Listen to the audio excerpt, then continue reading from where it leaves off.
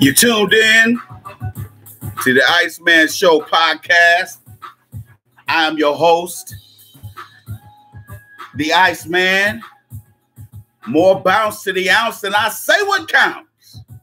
Don't nobody go home till the fat man gets it in. What's happening, chocolate people? What's up, brown sausage? Love you, brother.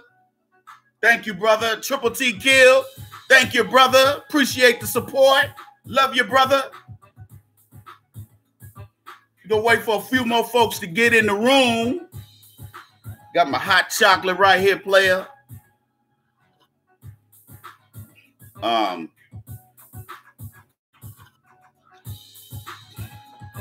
Having some issues with Facebook. That's why I haven't started just yet.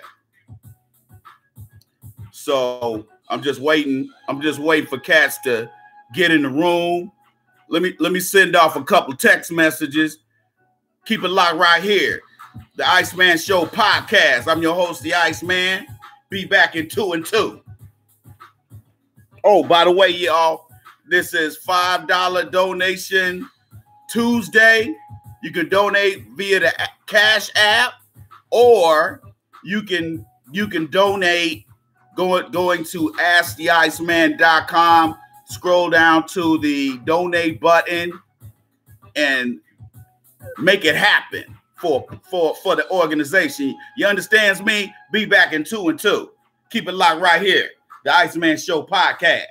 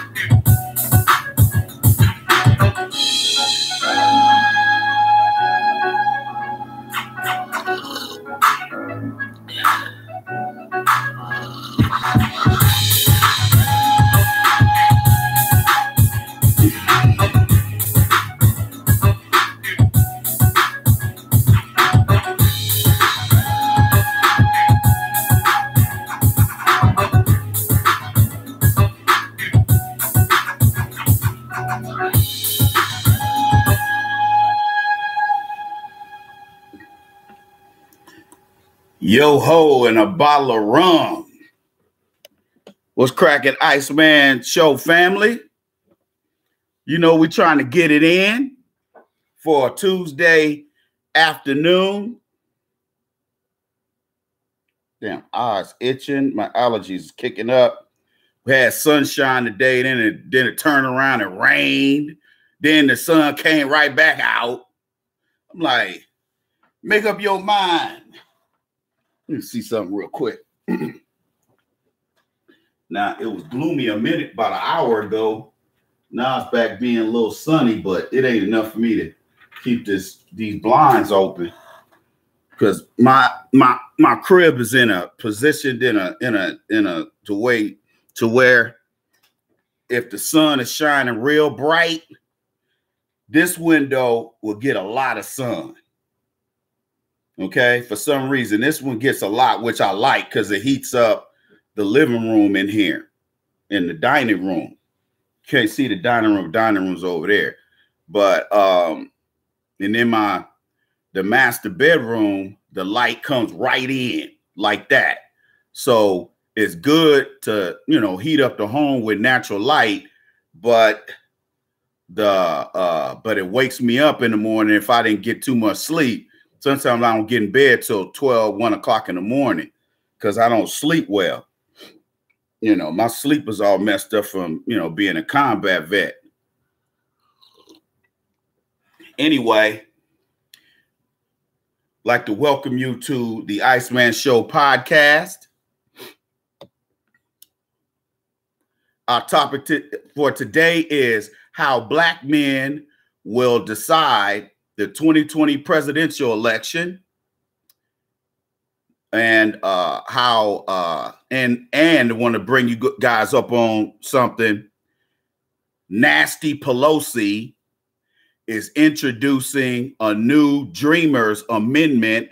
I'm not sure if it's an amendment or a bill, on a whole new Dreamers bill. I think it's an amendment. She's trying to amend a bill that's already out there giving them free college. A lot of brothers and sisters don't know that every bill that they introduce, and even an amendment like that, there's millions and billions of dollars attached to these bills. That's why hopefully the next time the Violence Against Women Act has to be renewed. Donald Trump and Pence. Donald Trump and Pence will go ahead and not renew it. Okay? Because you have to understand, that's how you think how you think the feminists have gotten so powerful the last 10 years. It's because of Obama. Bush didn't give them nothing. You understand?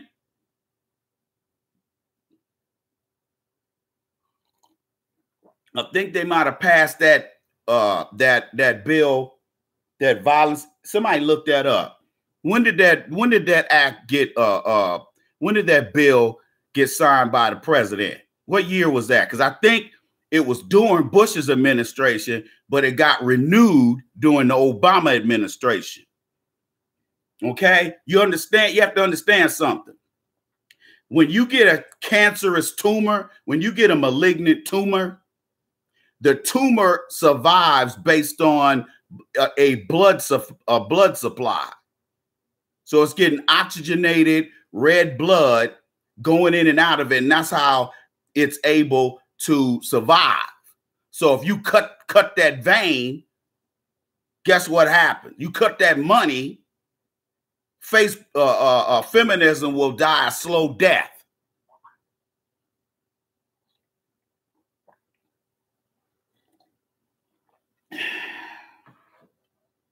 Understands me? That's why black men, we gotta be strategic. A lot of times brothers ain't strategic because they don't know any better. A lot of you cats ain't hip to stuff. All you do is you know, all you care about is some rap beef, or, you know, Nikki Garbage is beefing with Cardi B. That's all the kind of stuff you care about. And the number one reason why you're concerned about crap like that is because you come out of these single female headed households. What that's all your mama cared about was love and hip hop. So you know, if your mama likes soap operas, you like soap operas. Why? Because you there at the house with her.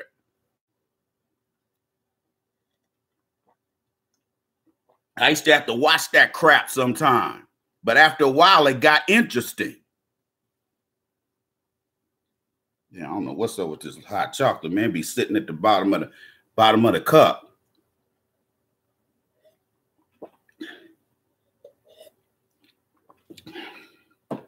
I should have stirred it more.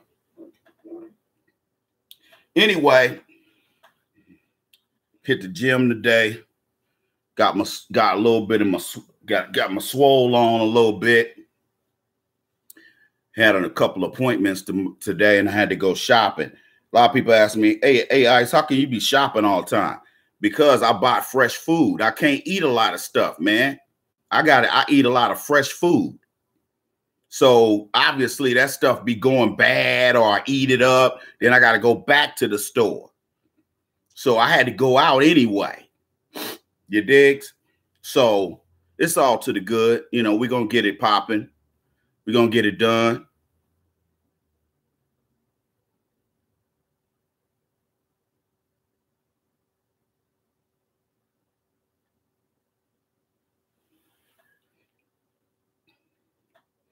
But you have to understand that every time they pass a bill, there's millions and billions of dollars attached to it. And these are the same folks telling us they ain't got no money. Okay? These are the same people telling you they ain't got no money. Oh, we ain't got no money for that. But they got money. They got $5 trillion for a war in Syria, Iraq, and Afghanistan, though, huh? They got trillions of dollars for that. And the defense contractors are getting fat off of that. We ain't getting fat off of it. We ain't getting fat. So if we ain't getting fat, then there's a problem.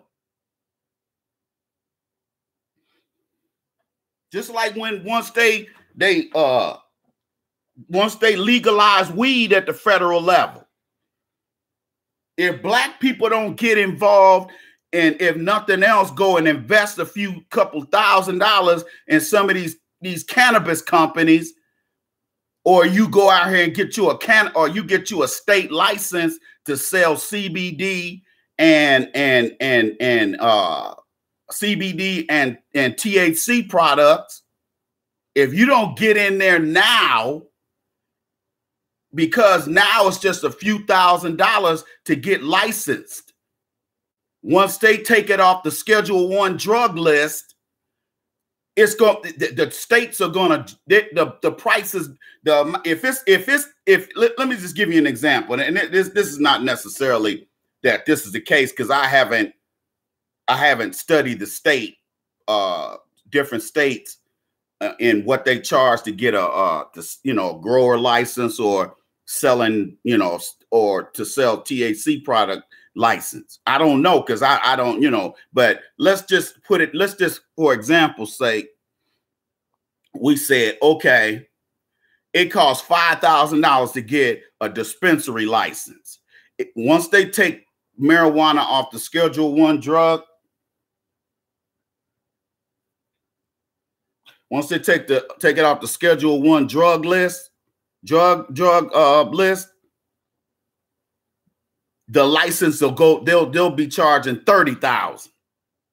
You see how that works? And then you'll be locked out. You will be locked out. I will be locked out, because I ain't got that kind of money. You ain't got that kind of money. Y'all understand where I'm going with this? See, black people, we have to stay. We are not competitive people other than ourselves, other than with ourselves. We're not compatible. We're not competitive with other races, which is why we get beat every year. We get beat farther and farther and farther and farther down in the ground. And we and when that happens to, let me say something, when you're economically downtrodden, sooner or later you're gonna be banging on death's door. If you are poverty, if you're impoverished, or you're the part of the working poor, you're gonna be one of these individuals. I'm trying to put you up on game now so that you understand, damn, that's what the Iceman was talking about years ago. Okay, now I get it. Now I get it. We have to be economically competitive, but we got to be politically competitive as well, and learn how to exercise the leverage we have in our vote. That's why I know I had to do this show sooner or later. I knew sooner or later I was going to have to do this show, because you guys have to, we as black, especially black men, as black men, we have to understand you don't have to be rich to have power if we work together. Trump is putting us in a position where we have to start thinking, we have to start working together economically. We don't have to agree socially on everything. We don't have to agree politically on everything, but the end game, we better agree on it. I don't care if you're a black Republican and you got another guy over here who's a black Democrat. You guys have to agree that at the end of the day, the end game, when it comes to economics, we better be on the same team.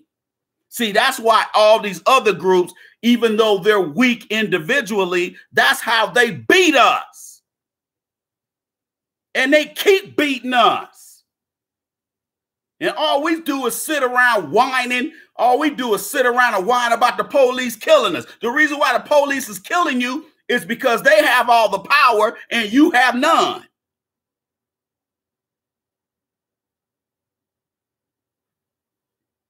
And we for some reason, we just don't get it.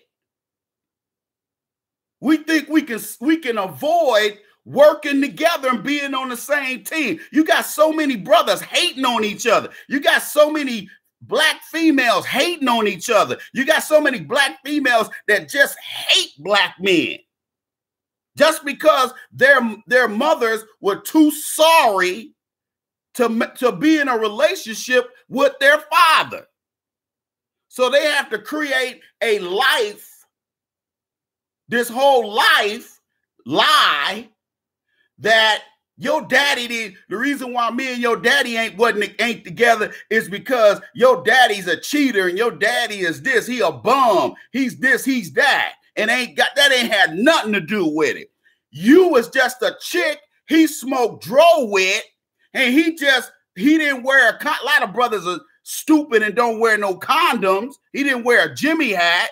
So then he went and smoked dro with you, drank some hip and hen, and end up getting you pregnant. That's how most black women get pregnant.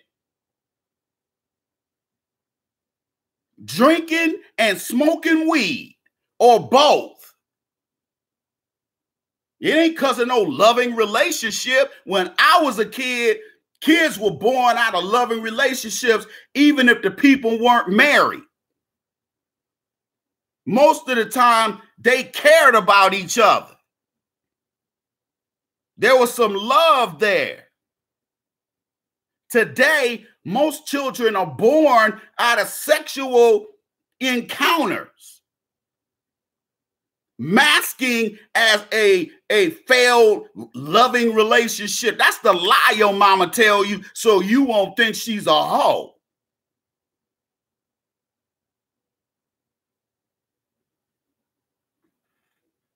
Because don't nobody want to think they mama is a tramp.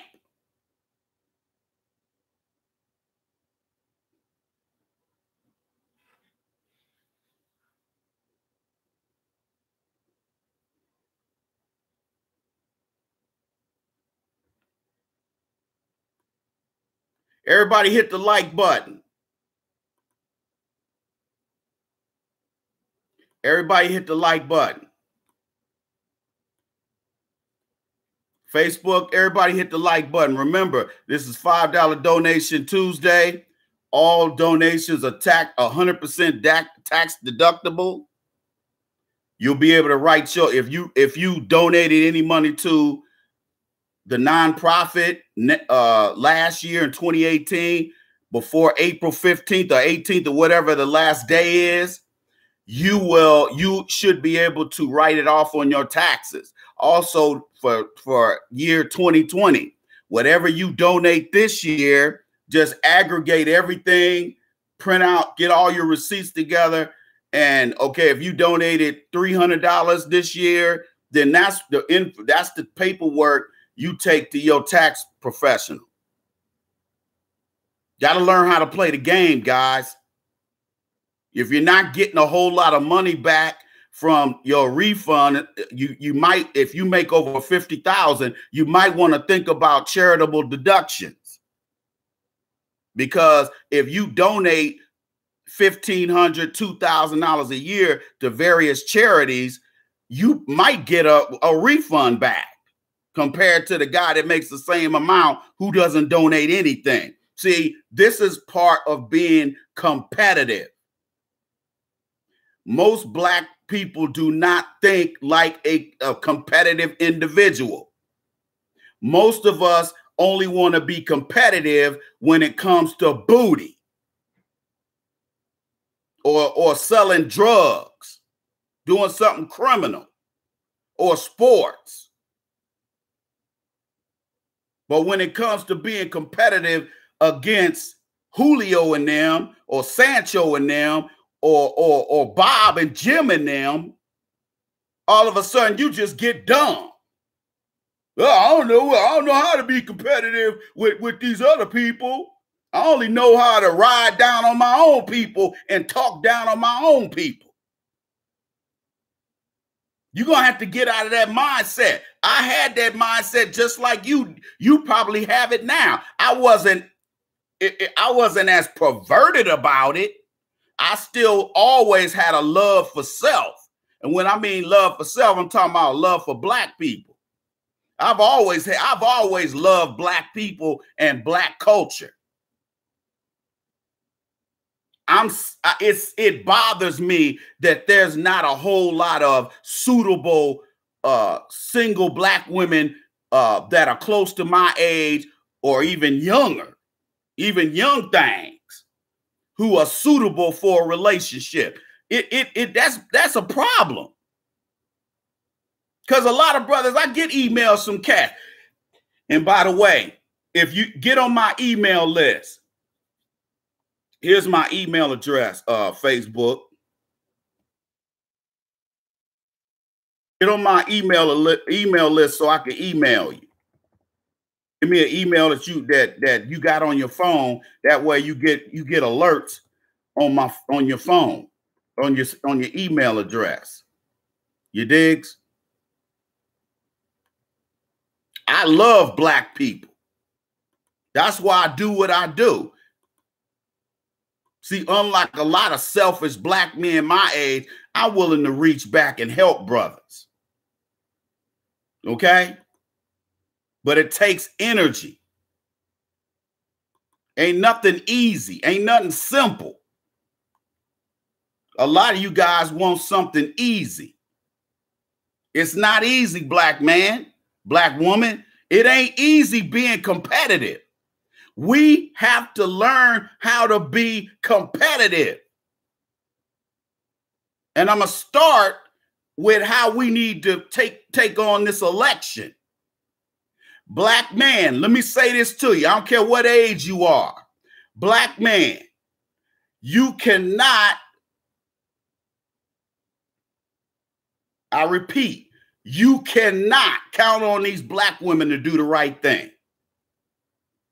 They're going to overwhelmingly vote Democrat no matter what. It doesn't matter if the candidate comes out and take his schlong out and just start smacking people in the face with it. Black women are still going to vote for that candidate. Why? Especially if they're white. They're going to overwhelmingly vote for them. Let me give you a statistic.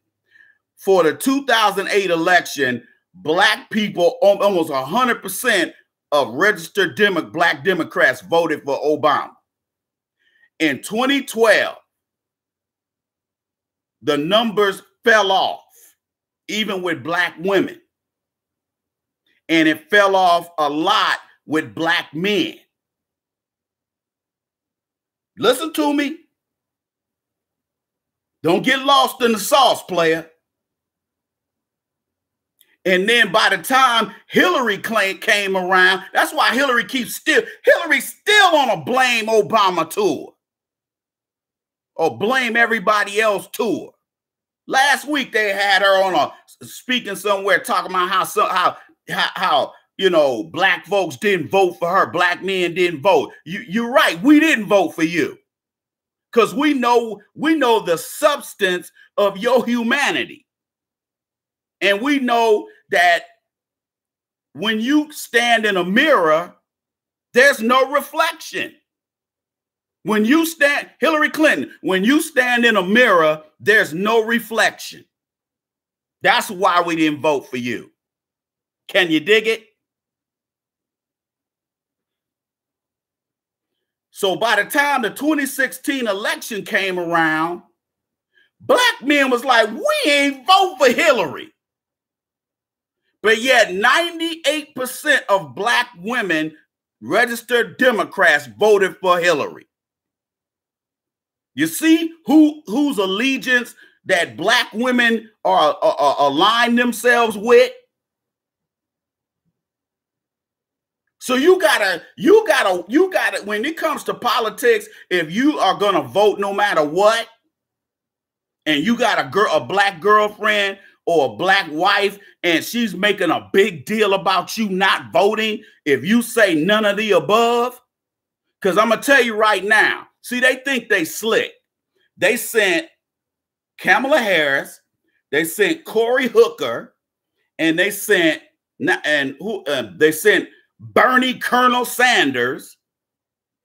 I don't know who this old Schultz guy, that billionaire used to own Starbucks. You ain't heard nothing else from him, have you? Because he just running his mouth. I bet he ain't even gonna try to run because he know he ain't gonna get past the prime. He know he ain't gonna make it. He ain't gonna make it. He ain't even gonna make it in the next year. Nobody gonna vote for him. Soon as he said he was gonna run, they started attacking him. They started, even middle-class white people were attacking him. They was like, man, I ain't vote for him. I'm going to tell you who the Democratic ticket going to be. It's going to be Biden / O'Rourke. It's going to be the Biden O'Rourke ticket for the Democrats. Or if Biden is really feeling full of himself, he's going to pick Julian Castro, which will probably cut half the black female vote and almost all of the black male vote, because black men are sick of Hispanics. I'm not trying to be mean, but black men are sick of Hispanics because we know the first people who are affected by illegal immigration, and even from Hispanics that were born here. We know that the jobs that they have 20, 30, 40 years ago, that was a black man's job. So a lot of brothers is like, oh, I'm cool on Julian Castro. Plus, I can tell you, I have dealt with his office because he's from San Antonio. His district is most of Stank Antonio and some of the areas south of Stank Antonio, some of the unincorporated areas. And I can tell you right now, his staff is garbage. He got a bunch of lazy. He got a African coon up in there that kept giving me the run around. I said, hey, man, you know what? I don't know who you think you're dealing with, dude. Dude, I ain't going away. Don't let these people fool you, man. You think Julian Castro, him or his twin brother, you think they're going to do something for you? Do you really want a Mexican vice president? Do you really? You think you having problems now from these Mexicans and some of these Central Americans? Boy, don't I'm gonna tell you right now, he's gonna pick. I'm gonna tell you, Biden might have some sense, and he probably will pick Beto O'Rourke since he's cool with Hispanics because he got his first name is Beto. You know, he's one of these white dudes that's like, oh, I'm cool with the blacks. I'm cool with the Mexicans. He's one of them type of dudes. He's a former congressman from El Paso. So, you know, that whole area is nothing but, you know, Mexicans. Do you really want, let me explain something to you. Do you really want Biden in there? Let me ask you a question. Do you really want Biden in there? Do you really want those two clowns in there? Remember this. Vice President Biden voted for that crime bill in '96. He also voted to go to war with Iraq. So that right there will show you where his allegiance is. You can talk all that Democrat this and Democrat that, and they sell a lot of little fluffy words to make black folks think they're going to do something for them, and they don't do anything for us. Bernie Sanders straight out came out and said on his second interview on the Breakfast Club, he said, we're not doing anything specifically for black people. But yet, this is the same guy that benefits from Israel getting $3 billion a month from us. You don't think that's reparations? You don't think that that's payment for something? It's reparations, but it's the main reason why they keep giving Israel $3 billion a month is because Israel represents the first Caucasians. That it has nothing to do with being a Jew, has nothing to do with Zionism. Yeah, you got certain white supremacists who hate Jews for some reason. But that's them low income, poor Caucasians that be on that kind of stuff. Middle class white supremacists and up, the more sophisticated ones, like the ones you see on MSNBC or on CNN or HLN or Fox News. Those white supremacists, they're too sharp for that. See, they know about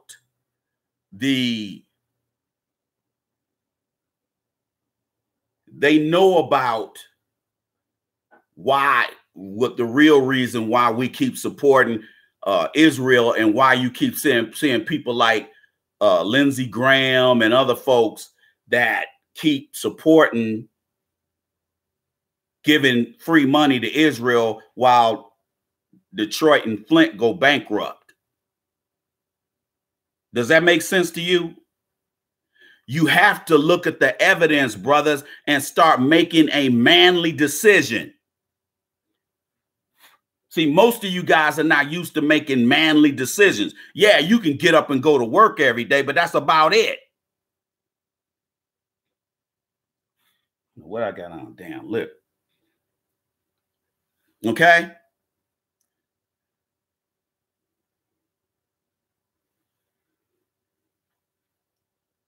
You're manly enough to get up and go to a job, but that's it.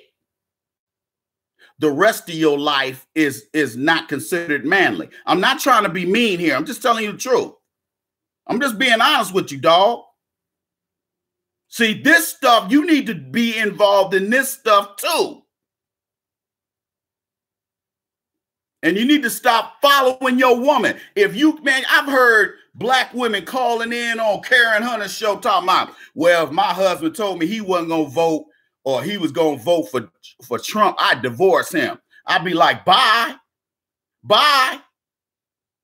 Go over there with Biden and see what he going to do for you. Since you love Biden so much, since you love the Democrats so much, you go over there and have them support you then.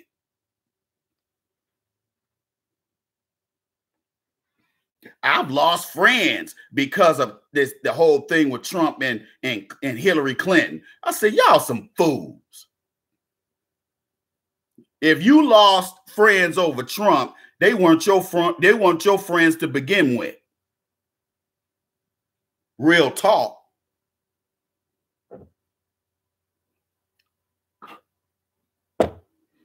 Real talk. They wasn't real friends. Because they was sounding to me like they were looking for an excuse to break ranks with you.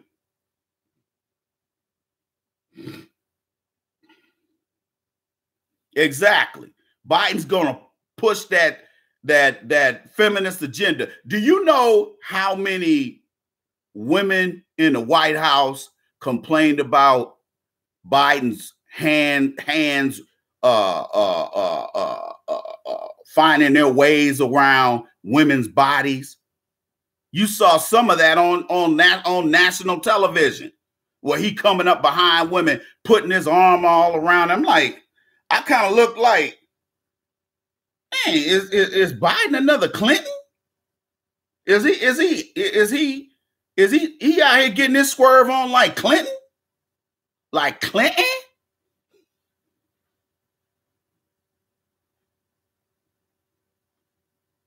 You digs? Yeah, we need money, but there's some things we have to do simultaneously in order to defeat. See, we got a lot of battles going on, but it's all a war. Okay? You got a lot of battles going on, brothers. And you're going to have to fight those battles. Some cats are going to have to go over there and fight that. Some cats are going to have to go over there and fight that. That's why on my show, if somebody emails me and says such and such talked about this on their show, then I say, okay, well, I'm going to talk about something different, or I'm going to go more in depth. You understand where I'm going with this? I'm doing my part to make sure we get it, because if we don't, just like my man said, if we get no tangibles, there will be no vote. We are none of the above. It's nothing popping off. If you cannot provide Black ADOS people with resources that are multi-pronged resources, real estate, land allocation, tax breaks, certain types of tax breaks, not necessarily pure, maybe corporate tax, certain types of special small business tax breaks, capital, which means liquid money, liquid assets. Understand me? And other things, education, full ride scholarships. Can certain types of benefits to graduates of HBCUs, certain type business loans that'll fall under capital. Exactly. Low interest SBA loans. Do you know that the SBA used to give Caucasian people grants, not loans, grants? Every year, black business owners only receive less than 1.9% of the $24 to $25 billion in SBA loans that are doled out every year. 1.9% and lower. So we are not benefiting. And that's why we need legislation, not like that flimsy civil rights bill.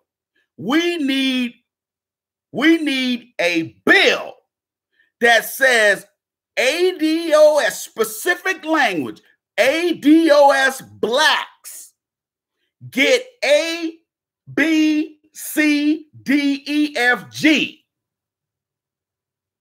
And all they have to do is trace, because there will be a means test. They're gonna probably say you're gonna have to trace your family all the way back to slavery. I can trace my dad's family all the way back to slavery. I met my great grandmother when I was probably, I wasn't even that young. I was young. I was probably like, I can't remember. I was prepubescent. I know that. I wasn't a teenager yet. But I met her. Dude, that woman lived in a slave house. She lived in a shanty house. It had a real wood-burning stove. It was leaning. The porch, you step on the porch, it sounded like it's, dude, this was the early 70s. And my great grandmother this was my grandmother's mother, my dad's mother's mother. This lady was probably about 90 something then. And this was the early 70s. My dad probably still got the obituary, but she was born in like 1870 something. Now, my dad said that her mother was a slave. She had no teeth in her mouth. She was old. She was old, man. I met her one time when we went down there to them sticks where my family's from, in the Ozarks. Understand me? Slave house. My dad was like, that was a slave house. Man, it was like I was on a field trip. I was like, I couldn't believe black folks. And it was still black people back. It was black folks even to the 80s who still had outhouses. That is, let me tell you something. If you've ever, look, a porta potty is the nasty. If you think a porta potty is nasty, go use an outhouse. This is how they had us living. My dad was like, they didn't have no tissue. So what they would do is they would eat corn on the cob, take the corn off the cob, wash it, and then, because I remember my dad took us over an older cousin's house back in the late 70s when we went back down there. And I was like, I need to use the bathroom. I told y'all this story. I said, I need to use the bathroom. My parents started laughing. And this lady had an up-to-date modern house. I was like, they all looked at each other and was laughing. I said, well, y'all laughing, man. I got to use the bathroom. And but my dad's cousin was like, oh, Oh, baby, we ain't got no bathroom in the house. It didn't register. Because I didn't grow up in that environment.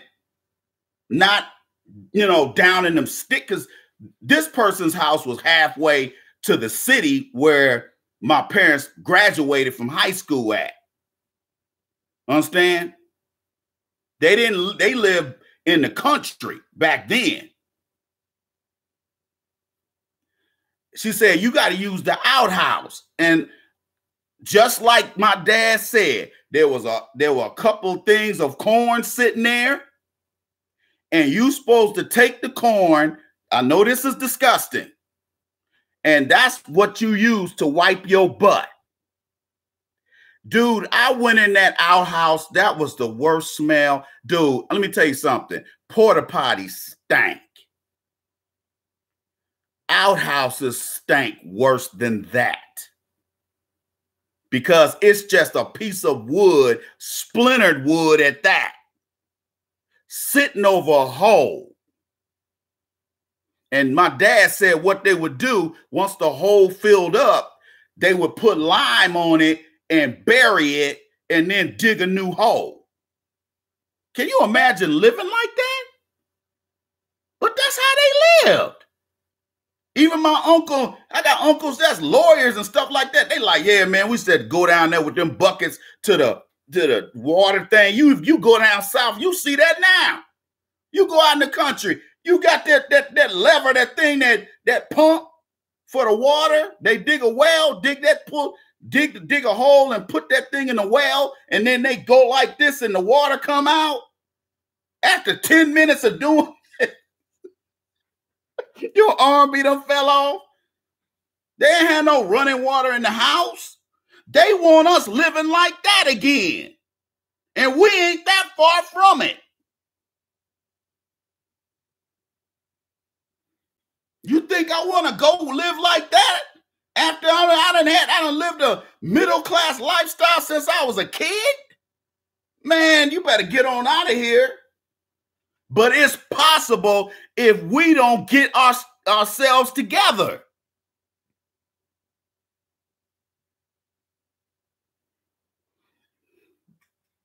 Black men will decide this election. And I know they ain't gonna never say this on CNN. They ain't gonna never say this on MSNBC. And Fox News, they ain't gonna never admit it. But black men are gonna decide this election, not anybody else. Remember, I told y'all 40% of Republicans, no matter who they put up there, they're voting Republican, no matter what. They may not be loyal to Trump, but they're loyal to the Republican Party. Because the way they see it, the word Democrat means Negroes and Hispanics. I'm trying not to cuss on here, so I'm not going to say the derogatory version of those words. But and homosexuals. When you hear you say Democrat down in the South, that's what they envision.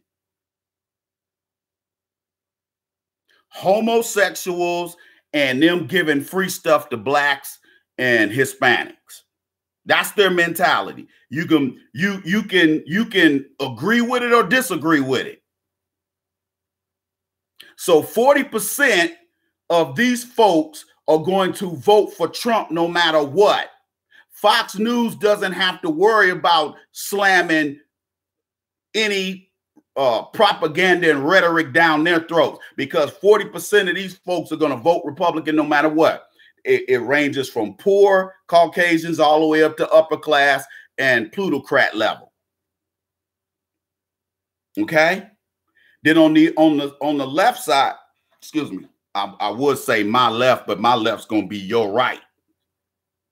Then on the left wing side, you have 40% of Democrats of all races, all sexual orientations.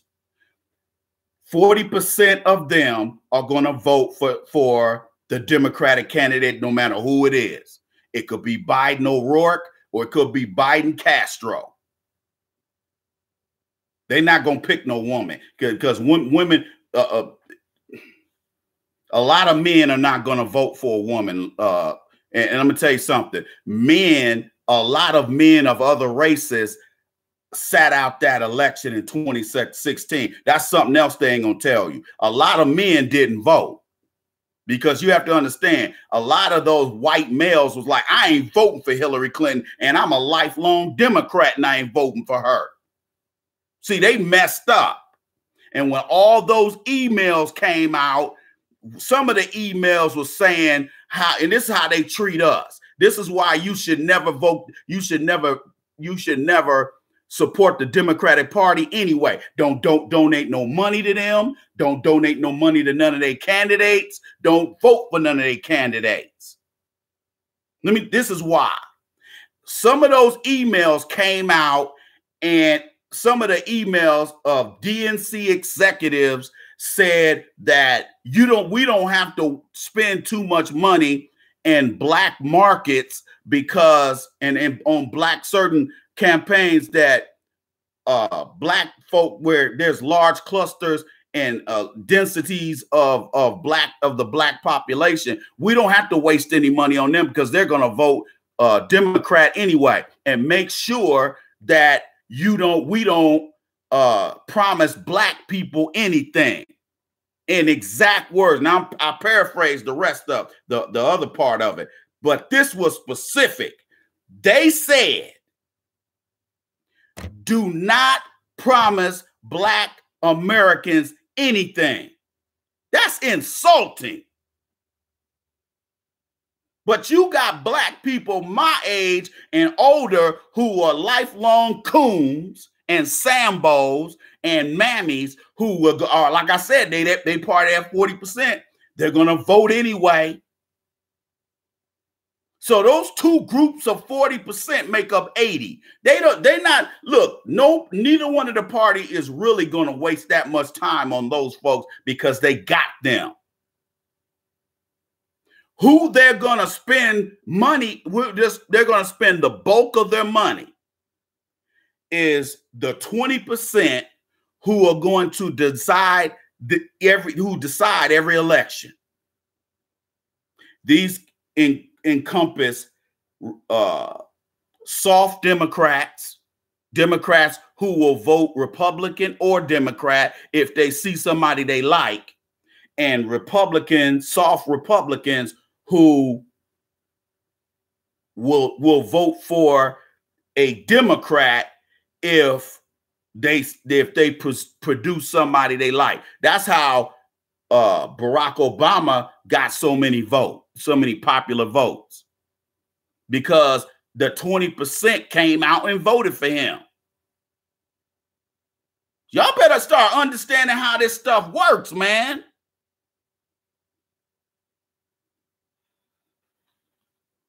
It's the 20% that decides every election. It's the independents and the soft Democrats and the soft Republicans. Those are the people who decide your election, whether you vote or not.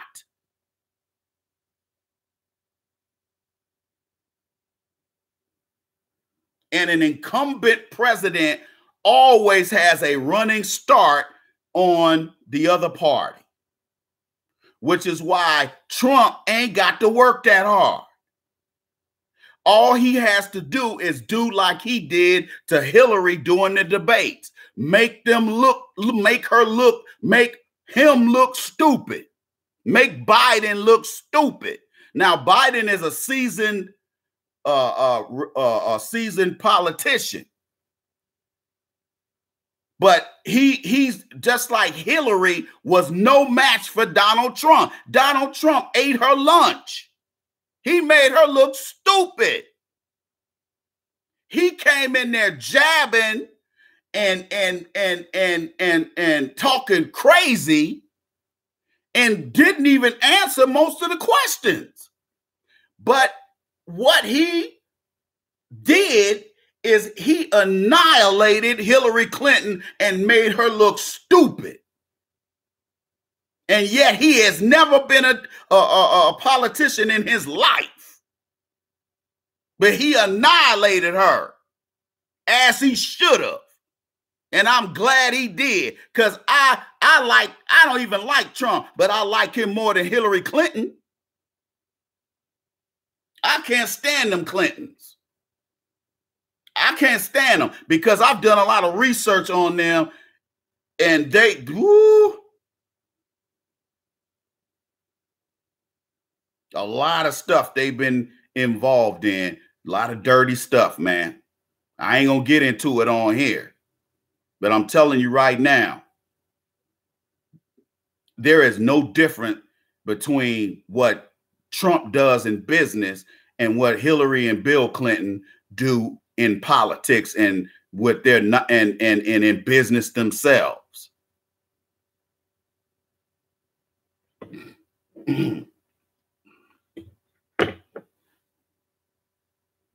That's why I say they wasted millions of dollars investigating Trump, and the Senate, they will not, they need 3/4 of the Senate to impeach him. They're not going to do it. There are Democratic senators who will not impeach Trump. It's embarrassing.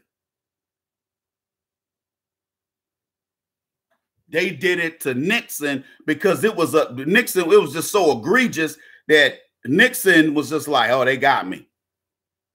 I'm going to resign. I lived through that. It was embarrassing.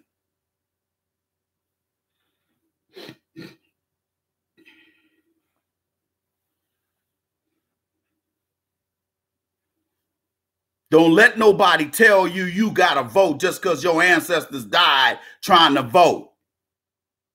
They should have been dying at was trying to start businesses and set up our own economy. Because you have to understand, a lot of black folks, some of them volunteered to go back to the plantations because they just didn't have the sense.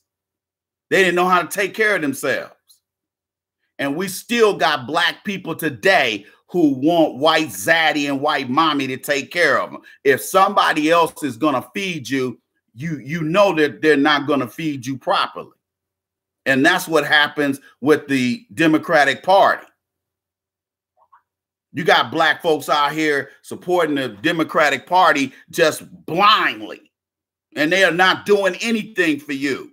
And then when you get people like me who give you evidence and give you receipts that the Democratic Party is doing nothing for you, then all of a sudden they want us. Here come black folks trying to get mad. Well, why would you vote against how your parents voted? I said, I ain't my parents. And I could care less who my dad votes for. He can do what he want to do. I don't have no control over his actions. Everybody hit the Cash App. It's $5 donation Tuesday. Hit the Cash App. There's no fees associated with Cash App, and you still get credit for making a tax-deductible donation. Or you can go to asktheiceman.com, scroll down to the donate button, and donate your $5 there. Let's try to raise $50 tonight. We only had one person donate. What's up with that? Guys, come on, man.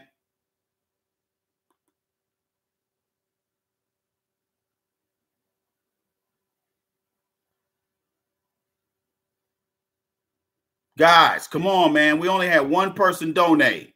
What's going on with that? What's popping with that? Facebook, where you at? Come on, guys.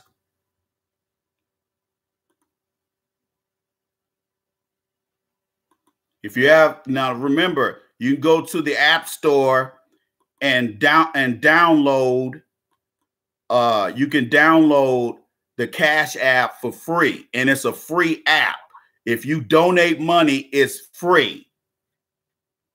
Okay, there's no fees like it is on PayPal or First Data or any of these other platforms.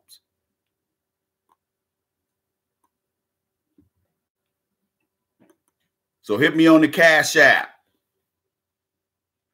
And my Cash App ID is right there in the chat room. Everybody in YouTube, if you haven't done it, hit the like button. Everybody on the Facebook side, hit the like button.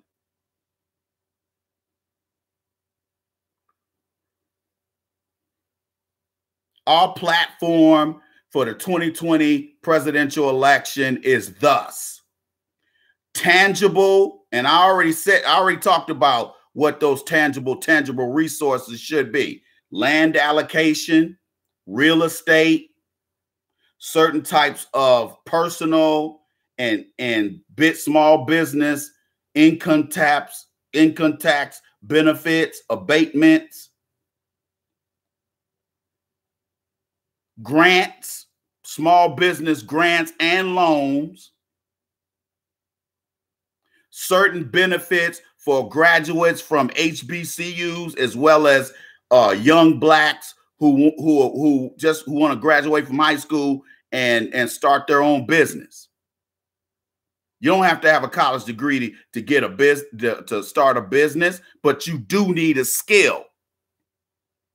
That doesn't necessarily mean you got to go to plumbing school, or you got to go to electrician school, or you got to go to carpentry school. If you don't want to do those kinds of trades, you can learn how to do other kind of skills.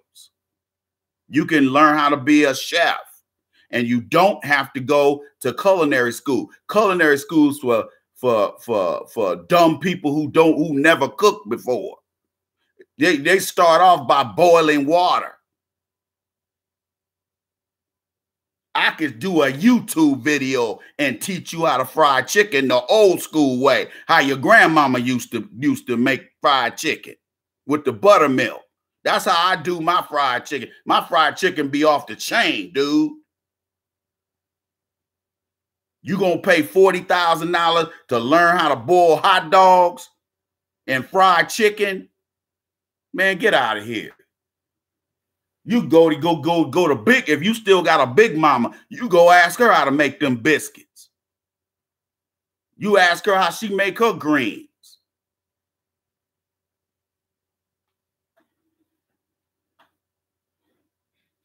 I had to learn how to cook all that stuff. I just don't cook it because it's just me.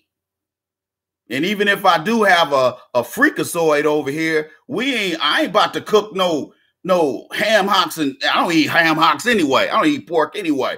But I'm not finna make no roast and, carrots and all that kind of stuff. I don't cook like that no more. I ain't got nobody. I mean, when my kids was young, I used to cook like that. I don't cook like that because that food is just gonna go. It's gonna go to waste. I'm not gonna eat that stuff.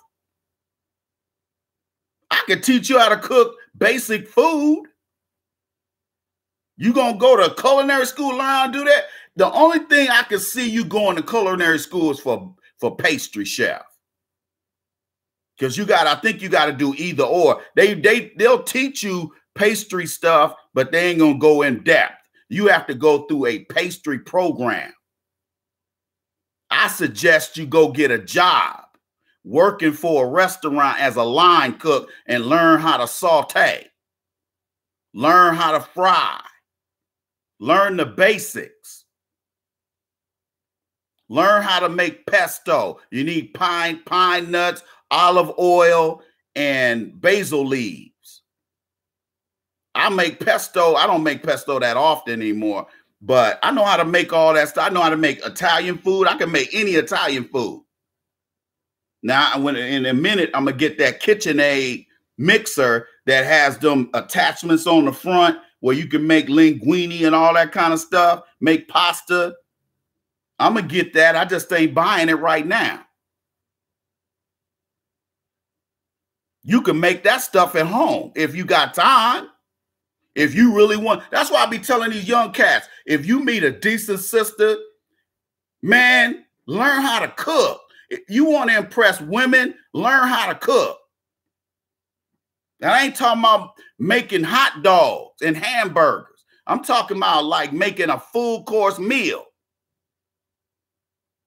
I know how to make pies. I know how to make cakes. I might not be that good at it because I don't make that stuff all the time, but I can go buy a whole bunch of apples and make an apple pie right now. All I need is the crust. I got all the seasoning up there. That's old school, man. That's how we grew up. If our dads didn't show us how to work on cars, because see, my dad, my uncle, and some of the cats he grew up with that moved where we moved at, you know, all the men would come over and be working on cars because cars were simple to work on back then. So my dad would, you know, take the engine out the car. They'd be back there putting all kinds of stuff on the engine. Him and my uncle, they'd be out there under there smoking cigarettes and drinking. That's old school. Your daddy be out there cussing and drinking and cussing. They be out there working on cars. That's how we learn how to work on cars. You guys don't know how to work on cars. You soft. Sissified. If I said to you, do you know how to change your tire? Half you guys don't even know how to change your tire. Change your brakes. Front or brake, front or back. You got black men out here now that have no mechanical experience whatsoever. I'm old and I can still do some of that stuff. I just don't do it because I hate working on cars now. I don't want to be bothered. But sometimes I will crawl up under there and change my oil because I'm not paying $90 at Jiffy Lube to get my oil changed. I had a coupon and they still wanted to charge me $85. I said, dude, if you don't get the entire, you know what, out of here. Yeah, it's going to be $84 with the coupon. I'm like, man, if you don't, and it was some old po white trash. I was like, dude, I ain't helping you send your kids to college. I don't think so, homie. So I went back to the dealership and got oil change for $42 plus tax. I mean, including the tax. Big difference, ain't it? You ain't doing nothing but pulling the unscrewing the damn oil filter off and unplugging that little plug screw and letting that oil fall down in that pan. You can change oil in 5 minutes. You gonna charge me $85, man? If you don't get out of here, how the dealership gonna charge me half the money?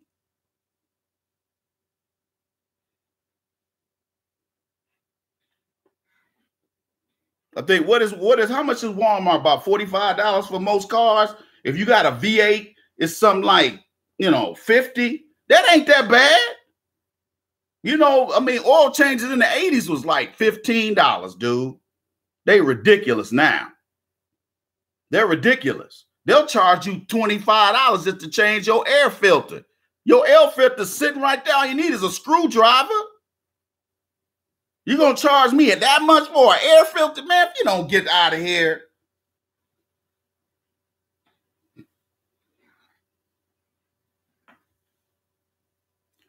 If they don't give us tangibles like I just mentioned, no vote. There's no negotiation. Just like how Bernie Sanders walked off when that young sister stepped to him and said, well, what you gonna do about black reparations? And he bounced. That's how we need to be whenever the Democrats come around talking about we need your votes. You have to understand what Democrats it's required. Listen to me. It's required The Democrats require our votes in order to win. Without us, they lose.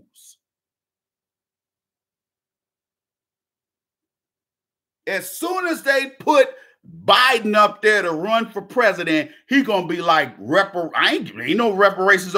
He ain't even gonna talk about it. I guarantee he won't even talk about it. That's how he's gonna be. See, all these other little goofs, like, do you really think a Jewish dude's gonna become president? Really?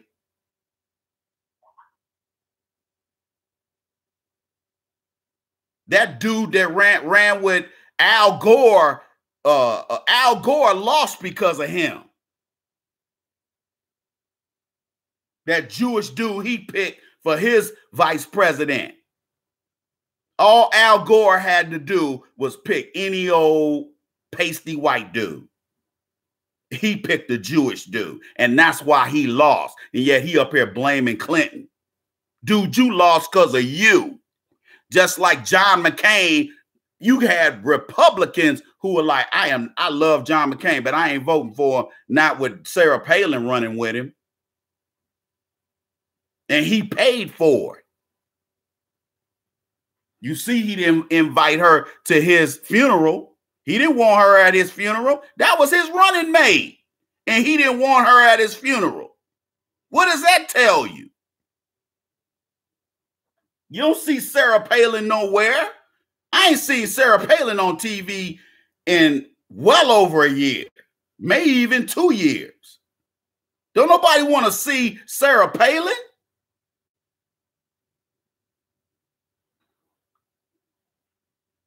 If we don't get tangibles, brothers, sit this one out. It's none of the above. Like Brewster's Millions with Richard Pryor. None of the above. Well, here come the slaves. Well, you know, John Lewis said that, you know, we ought to vote. And what about what your grandmama gonna believe? How you gonna be disrespectful to your grandmama? She voted, she got her butt kicked just to go vote, and you ain't gonna vote? You know what, black man, I have more respect for you if you don't vote, because there's no reason to vote, than for you to go vote Democrat just so you can keep your girlfriend, who probably cheating on your butt anyway. If you got a black woman you dating, and because you don't vote, you don't want to vote, she gonna break up with you. Dude, she probably been having sex with your boy anyway. She's been having sex with all your friends anyway.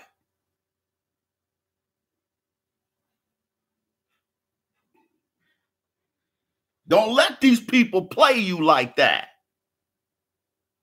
It's best if look, let me explain something to you. Let me use dating as an analogy. If you're dating a woman, and you know, y'all know for the last almost 10 years, I've been touting the 7 to 10 day rule, but actually I broke it down to 5 to 7 days. If you meet a woman and them draws don't come down within 5 to 7 days or before, are you gonna hang around? Are you gonna continue to hang around? If you do, you're a goof. You're a simp and a goof and a trick. Whenever I meet women and them panty draws don't fall off that booty, within 3 to 5 days, normally under normal conditions, 5 to 7 at the maximum. If let me explain something to you. A woman knows within less than 3 seconds whether or not she's gonna have sex with you. So if you talking to a female 6 months down the road, it ain't gonna never happen. She's just stringing you along, and I guarantee you're lying to us on Facebook, but you're actually taking this woman out. Oh, you'll still take. Oh, you'll lie on Facebook and say, "Oh man, hey, Ice, I don't be taking these females out if they ain't giving it up."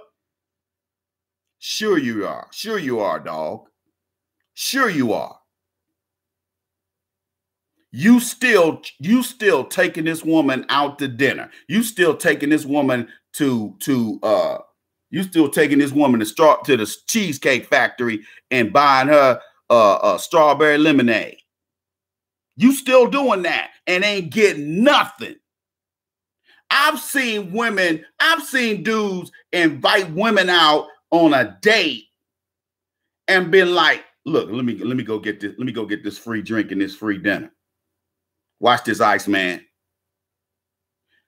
Will sit there, drink two or three alcoholic beverages, get strawberry lemonade, eat all their food and get dessert, and then be like, "Oh, I gotta go. Me and my girlfriend going to a comedy club." Okay, I'll see you later. And he don't even get a kiss on the cheek. She don't even look back at him when she walking away. She'll say, "Oh, you have a nice night." She don't even say that to you. I've seen guys get disrespected like that.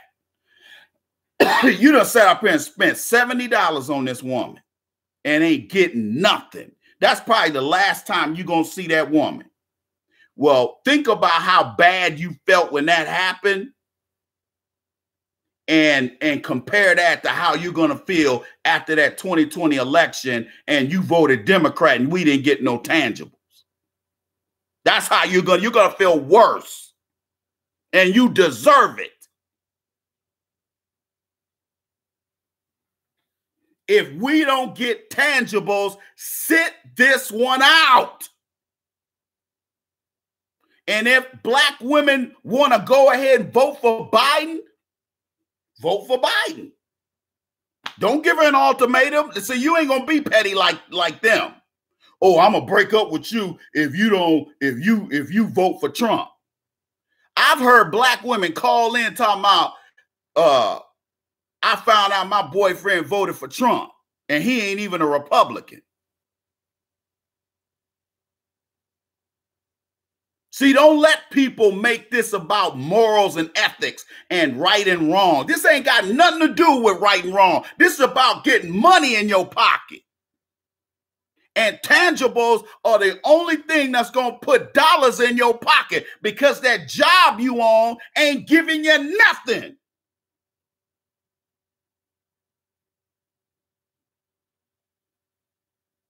To show you how much the Caucasian man, how much respect he has for you, he goes and brings Sancho and Maria in there to be a buffer between him and you.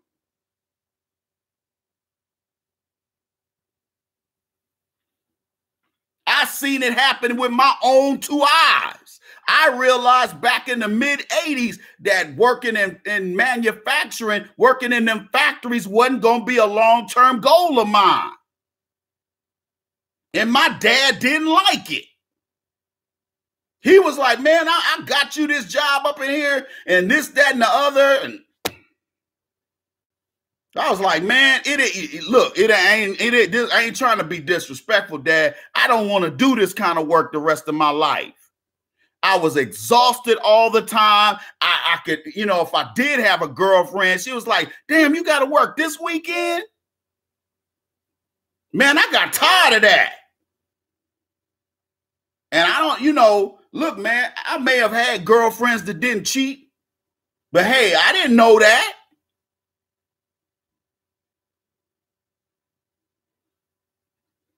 And then I run out there, me and my boys, if we did go out there and go to the club, or we go run the streets and go to the beach and pick up some females, and then we go take them somewhere over there in the beach and bang their backs out.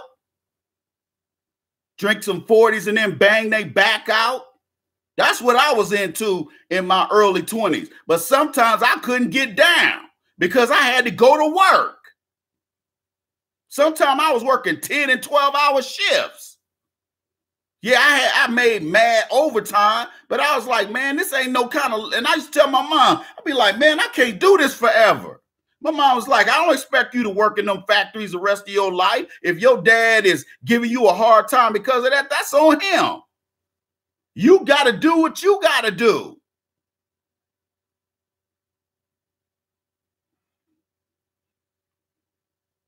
Sit this election out, brothers. I don't care what. Well, what about the black women? Don't care about what they're doing. Black women are going to do anything that's opposite of what you do. That's just how they roll.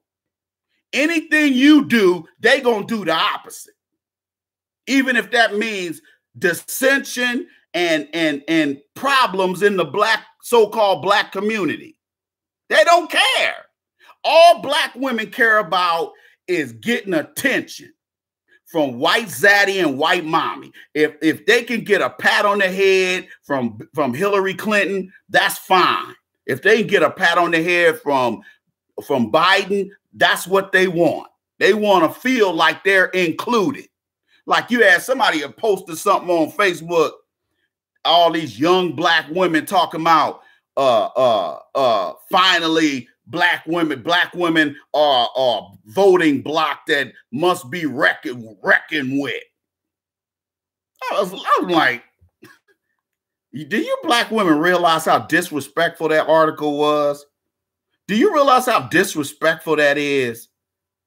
You have no power. Black women have less power than black men. But they think, but see, that's that Southern strategy with LBJ, that Southern strategy. Manipulate the poorest white man to believe he's better than the richest black man. And it's the same, it's just like the feminists have done with black women. Fool black women into believing that they're better than black men, that they have a higher status than black men. And now black women are realizing the hard way that they're in trouble. But they don't want to admit it. They don't want to admit they're in trouble. Anytime you got all these races of men out here beating the brakes off of you, you are in trouble as a group.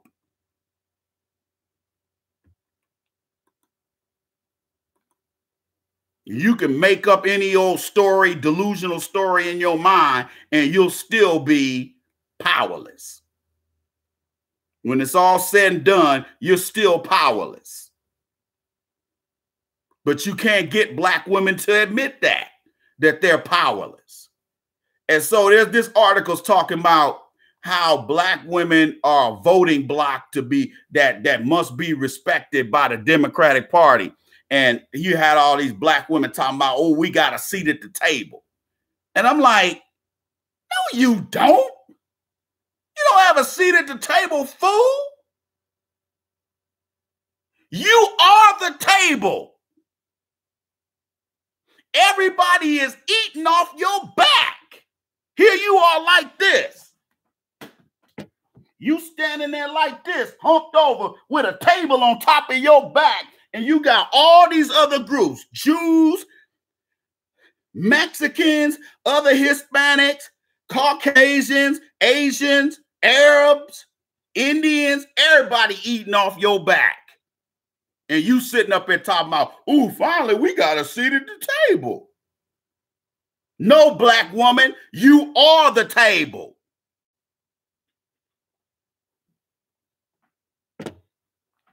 And we trying to get away from that by getting tangibles. You have to understand, all these other races are now starting to make these little statements like, well, you know, Mexicans did do this. Mexicans did. So my group, we did this. We did. No, you didn't. No, you did. You didn't do anything. You came along way after the black woman and the black man's blood, sweat, and tears built this country.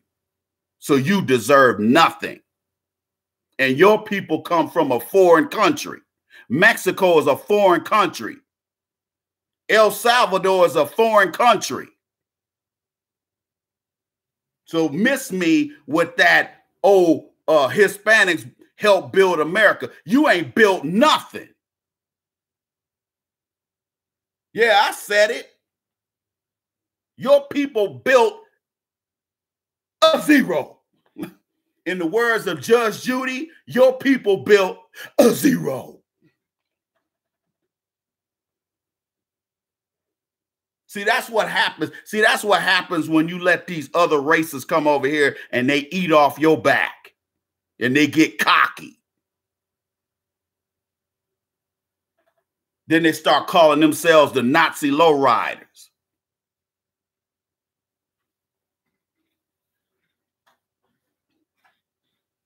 The one thing that's killing black people right now is we failed to get on code.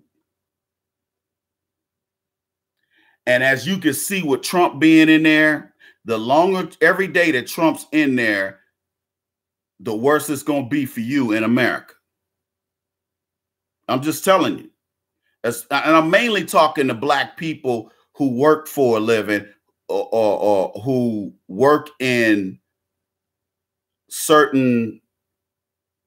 If you're a black person who is on welfare, or you're on general relief, or you're on SSI, not SSDI, SSI,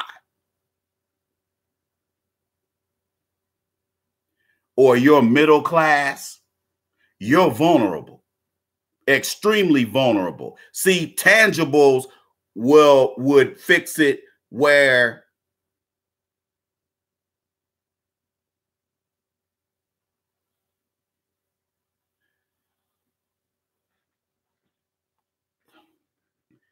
they will fix it to where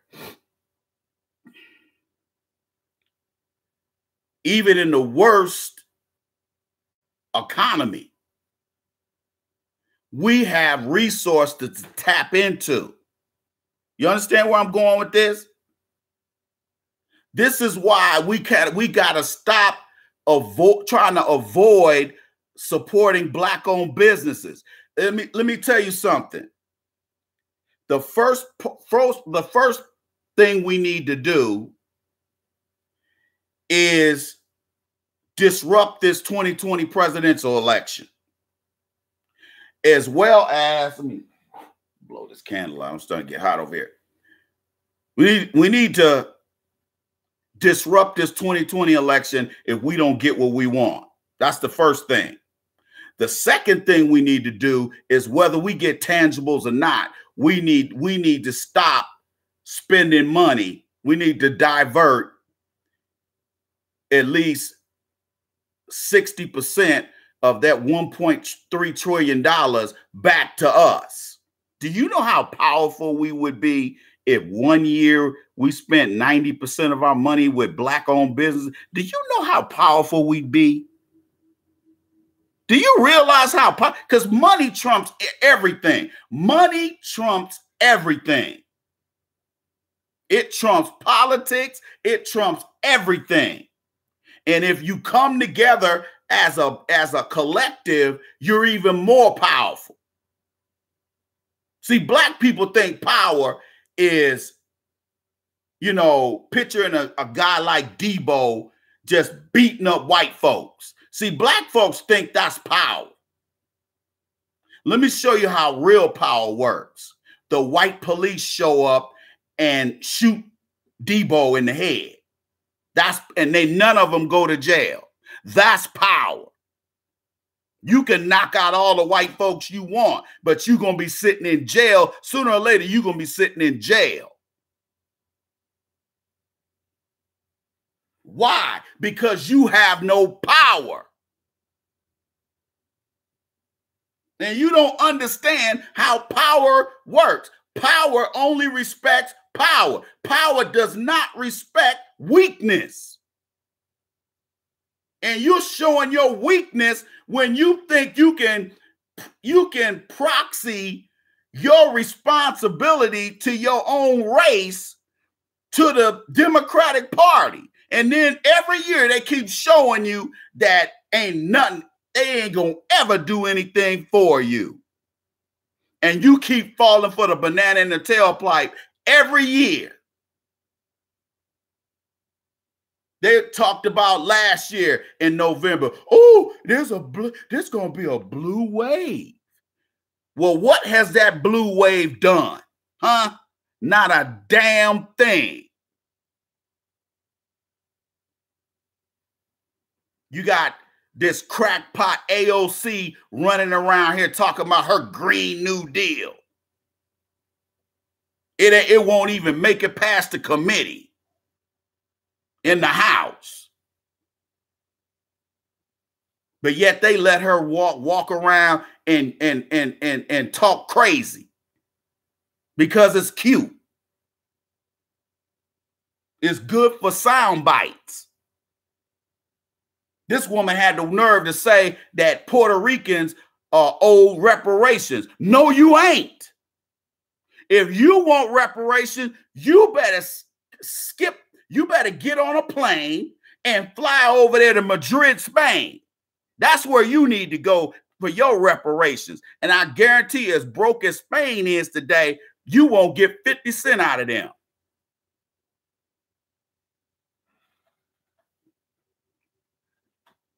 Their GDP is barely over 4 trillion. They ain't got no money. If they still had all their colonies, they would still be a force to be reckoned with. But they gave up all their colonies, whereas France didn't. France gave up some of their territories. They haven't given up all of them. Don't let France fool you. They still got colonies. French Guiana. Try to fly into French Guiana. You can barely get a flight in there because it's secret.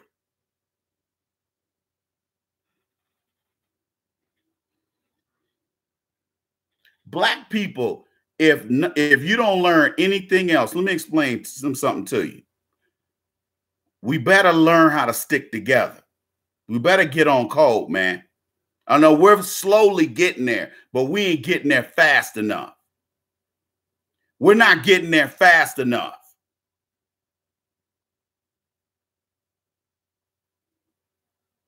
We're not getting there fast enough.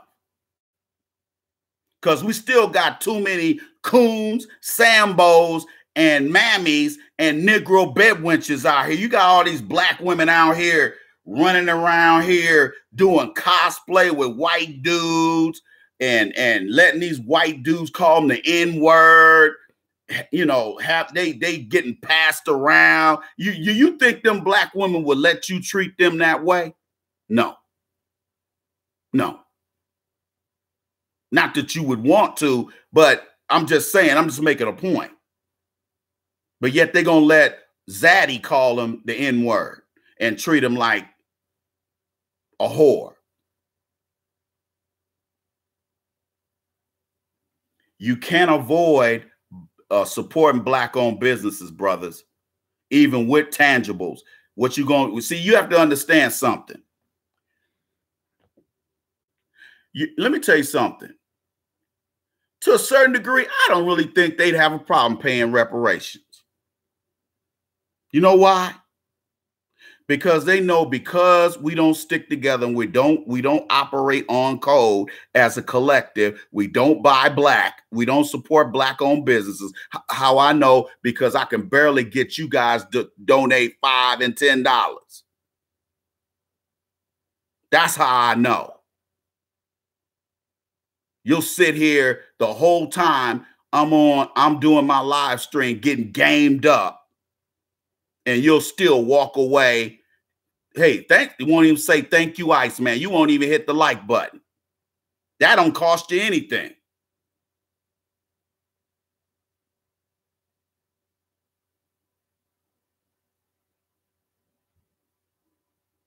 Everybody else spends 90 to 100% of their money in their communities, whereas you, the only one that spent 97% of your money outside your community, outside your neighborhood, because you don't live in a community, because you don't control the economics. You have to control the economics in order to call your neighborhood a community.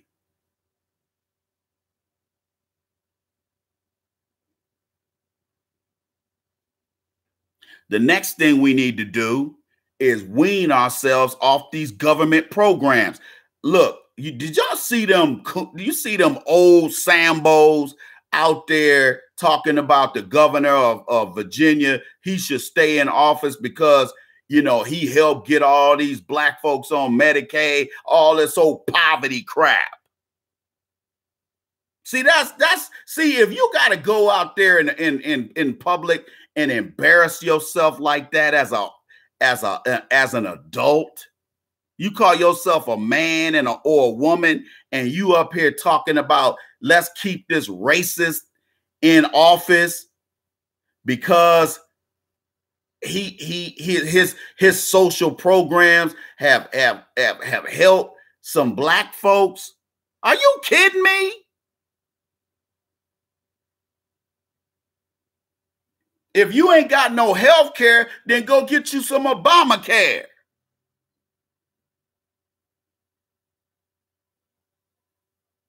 See, that kind of logic goes all the way out the window. See, these are the kind of shiftless, bojangling, buck dancing Sambos who would say, well, you know what? I don't mind if the Caucasian man rapes my wife just as long as I keep my job. Remember I told y'all about that case that happened back in the 90s? It was a Caucasian dude who's from Long Beach, California, from Strong Beach. And him and his family drove up to Vegas. And they stopped at the state line.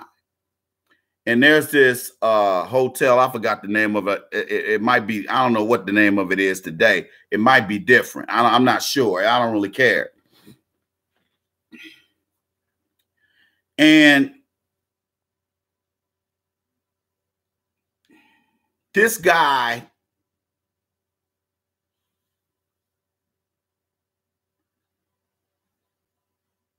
there's this little black girl who was playing around the casino while her mom and dad gambled. See, this is, and they were old black folks. They were old. Because I was like, because the girl was like 9, she was like 9 or 10 years old. But the parents was like my age or older. And I was just like, do you know this Sambo Negro? This white boy was playing with this girl. And he took her in the bathroom, raped her, and killed her. Okay? This dirt bag raped this girl and strangled her. Do you know that Sambo daddy hired an attorney? And he said to the casino, if y'all let me gamble for free for life, I won't sue you.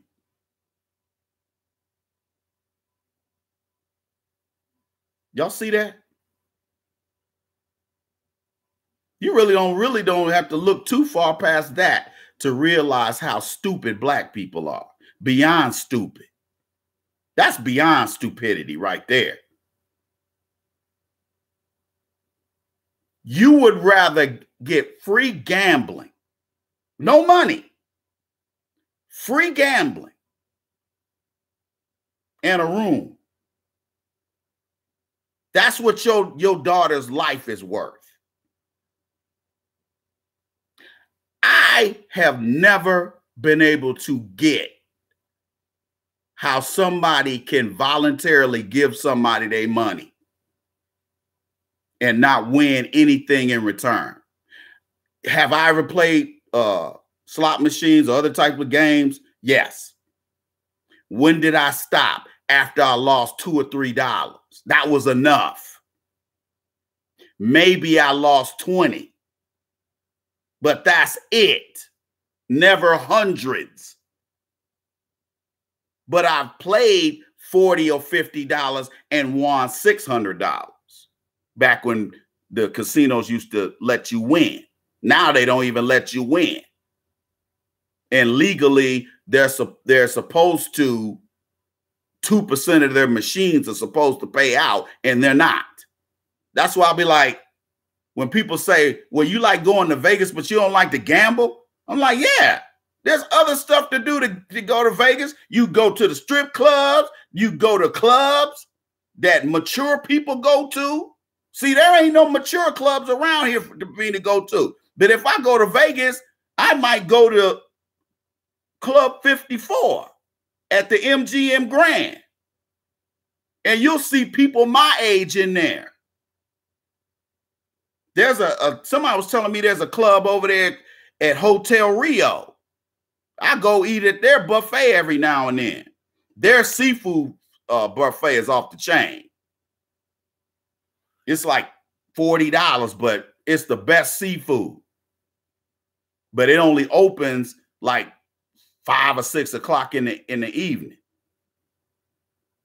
Their other buffet is okay. It ain't that good. It's okay.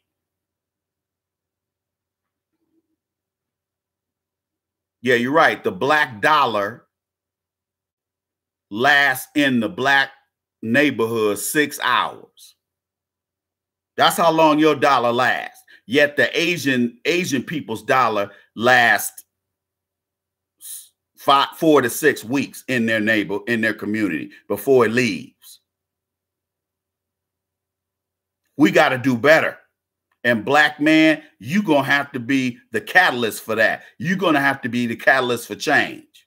Because black women care more about being able to go buy red bottoms with their whole income tax check, or going to Barney's and spending $2,500 on a purse. They would rather go spend their income tax check on stuff like that. You as a black man should be setting an example. Instead of going to buy rims and tires with your income tax check, you should be investing it or saving it. And when you act like a single female, a single mom, you got the mentality of a single mom. That's why you care more about rims and tires. That's why you care more about strip clubs. That's why you care more about throwing your money away than you do saving it, because you think like a woman. Men do the hard work. They exercise discipline. Women have no discipline. See, women will sit up here and waste their income tax check going to Cancun, wasting their income tax check on red bottoms, spending $1,200 on red bottoms or $1,200 on some boots that go all the way up to her calves. And then get my age and be like, I need to find me somebody to take care of me. I ain't hardly got no retirement. I ain't got no money saved up. And all she is some old broke $14 an hour secretary at the school district or at the school, at your elementary school. Your mama been in that job 18 years and got 2 cents to rub together. That's what women do. That's the difference between you and them. If you got discipline. See, men exercise discipline. We make the tough choices. We live by the tough choices. Women just do what they want to do because the feminists have taught them that, hey, your vagina means because of your vagina, you don't have to be responsible. That's what we got child support for.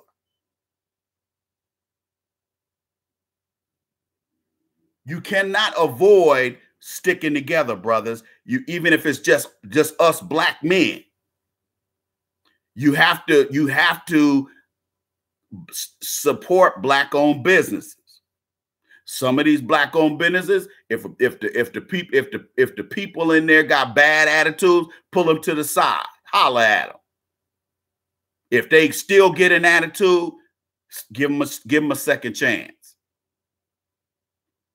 Because I would rather see you give a black business owner a second chance than for you to give up and then go right back over there to Hunky McGee. Because Hunky McGee don't appreciate your money at all, because he knows he can get it without doing anything to get it.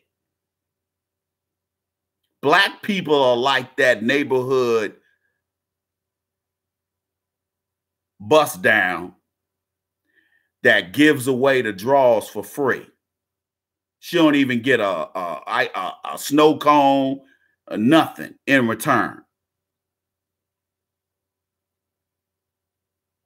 You got men sitting there like, damn, baby, at least let me take you to Taco Bell. You just gonna give up the draws. But then again, a woman that does that probably got HIV, or she got herpes, or something else. She got HPV or something. The reason why she's giving it up like that. But when I was growing up, if a woman was just giving up the draws real easy,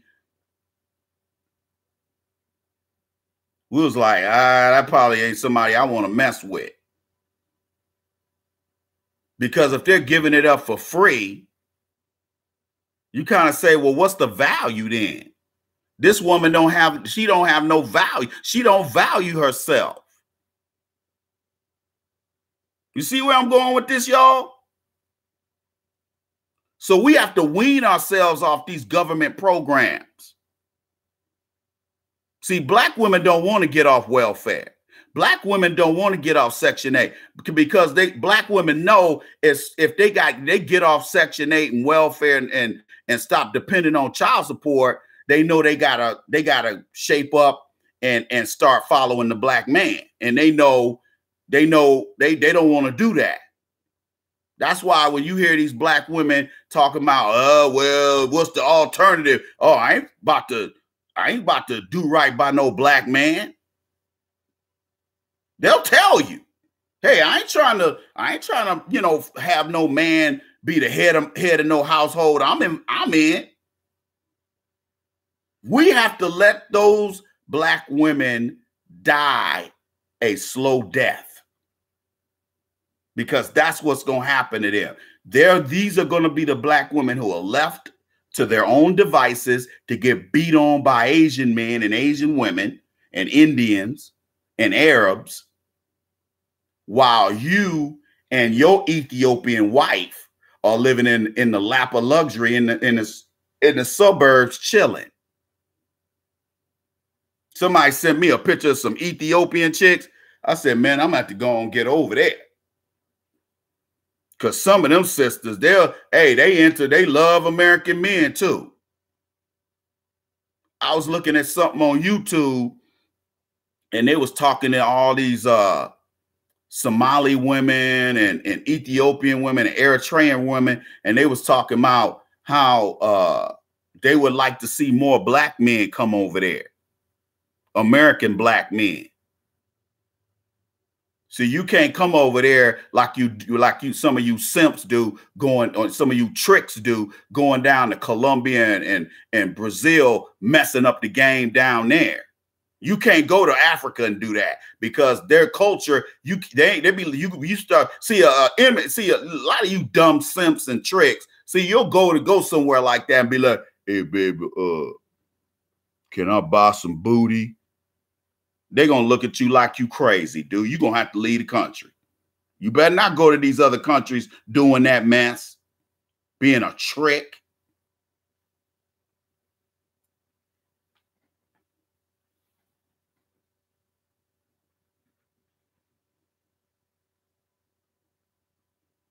Let me explain something to you, John Mako or Mako, whoever you supposed to be. Let me explain something to you. We got to start somewhere. Okay. A lot of these young brothers around the country, young brothers and sisters, they're starting to open up their own businesses. If you're too lazy to get off your behind and go find them, that's your fault. You ain't serious anyway.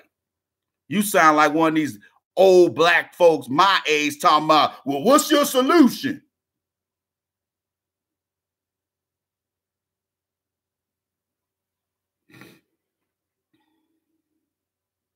That's why we need tangibles, because most of us don't have boots. Most of us don't have boots to pull bootstraps up.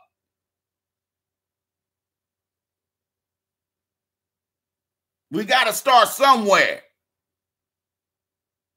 Maybe it won't be in your city, but let me tell you something. Once them tangibles start coming, them checks start getting cut.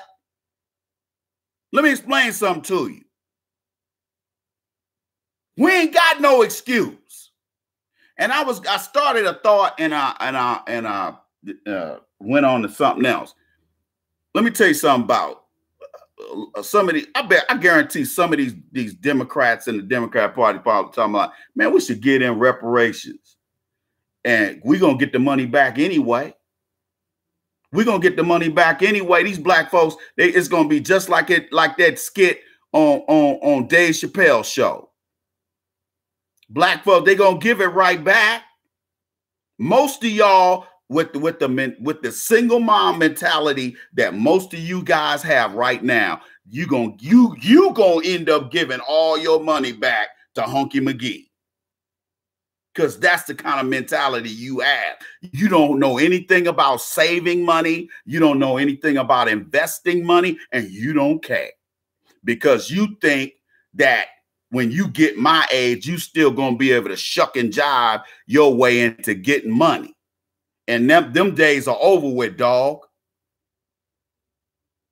Them days are over with. The days of a black man being the clown at the job and still keeping his job, those days are long gone. Ask one of my brothers. Every time I look around, he get fired from a job. You know why? Because if you're a clown and you don't do any work, you're going to get fired sooner or later.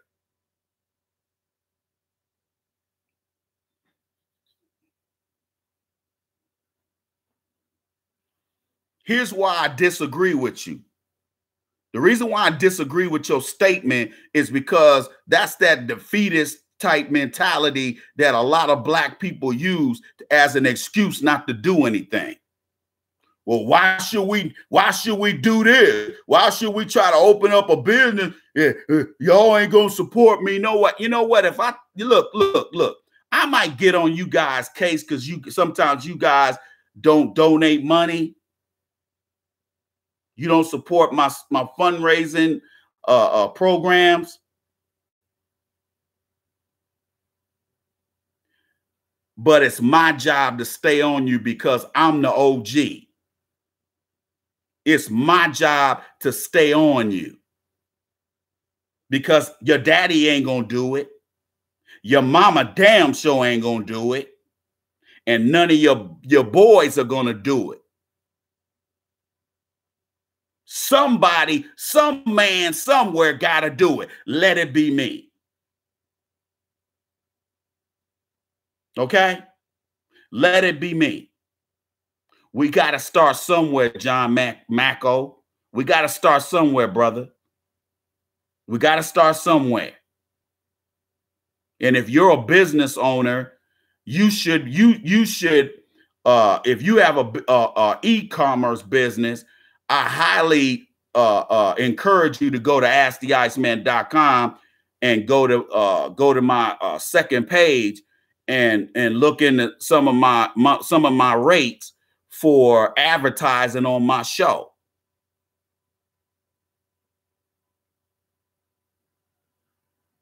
I got between both of my Facebook accounts, I have about 8,000 Facebook friends.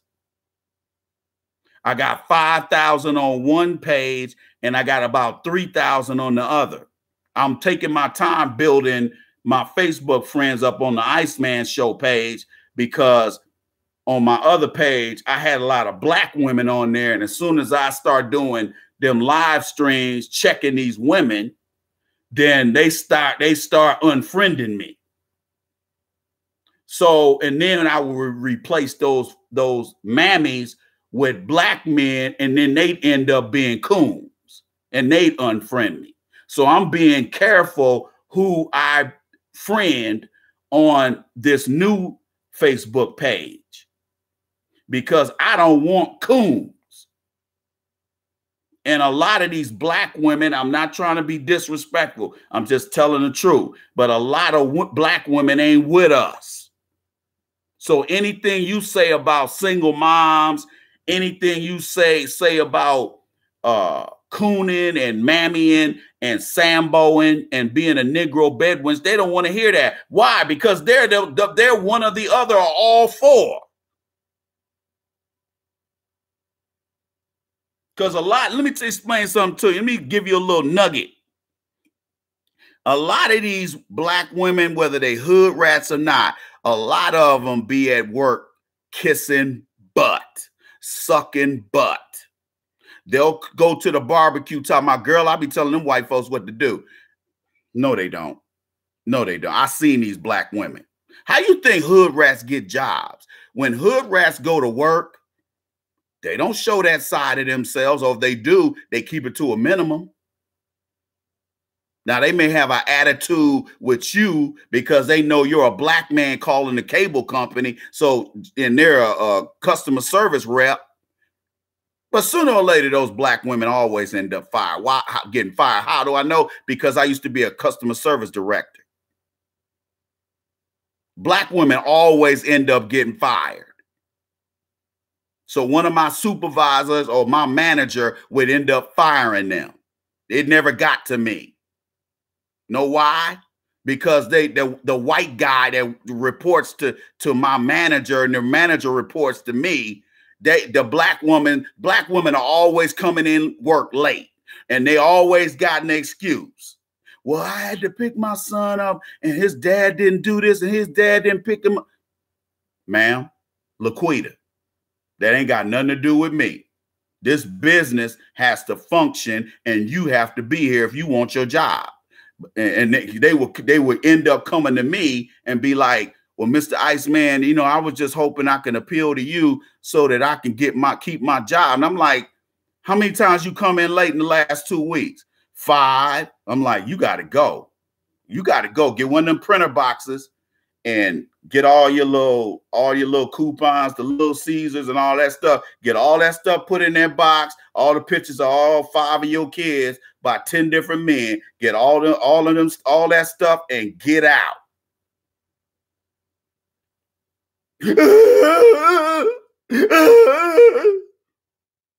I'm like, you can boo-hoo all you want. Boo-hoo all you want. My pastor told me to come in here and talk to you. Well, your pastor don't work here.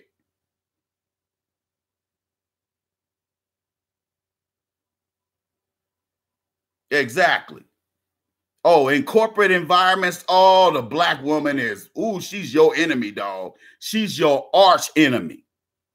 Because them bed wenches be in there sleeping with them white dudes. This is how low some of these black women's self-esteem is that work in these corporate environments.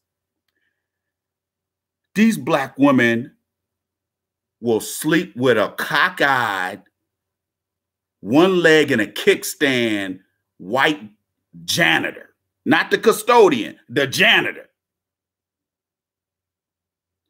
and will be bragging of just because he happens to be Caucasian. They'll be bragging, I got me a white dude. Yeah, you got a white dude to make less than you do. You make $16 an hour. He make $12 an hour sweeping and mopping. And you sleeping with him?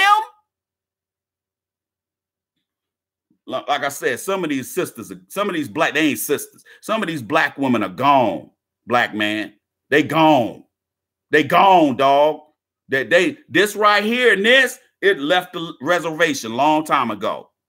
There ain't nothing you could do with those kinds of black women. And like I said, go to Slaying Evil right now, slayingevil.com. You'll see a video they got on there talking about, we love you, black man. You see this old cheesy, half-hearted. It ain't even half-hearted. This old video of all these black women talking about, we love you, black man. You know why they doing that? Because the writing is on the wall. Trump is on the warpath. I was looking at CNBC today. You know, I look at CNBC. That's the first channel I turn to in the morning. I'm checking the stocks and I'm checking the energy prices. And I notice barrel of oil, the price of barrel of oil is starting to creep up. Gas done went up 10 cents in the last 2 weeks. Because we already in March. It's only gonna be two more months, and it's gonna be Memorial Day. The gas prices go through the roof after right before Memorial Day weekend. I'm looking at CNBC, and they were talking about how Trump wants to cut all welfare, SNAP, Medicaid, all that. He wants to cut all them programs to illegal immigrants. And you got all these Democrats talking about, you guys, you have to understand.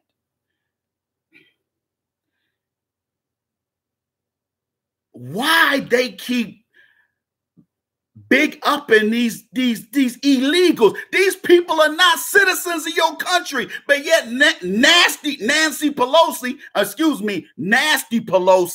loves these people more than she loves you. How many times I gotta say that, black man? This woman is not your friend, and she will never be your friend. Bernie Sanders ain't your friend.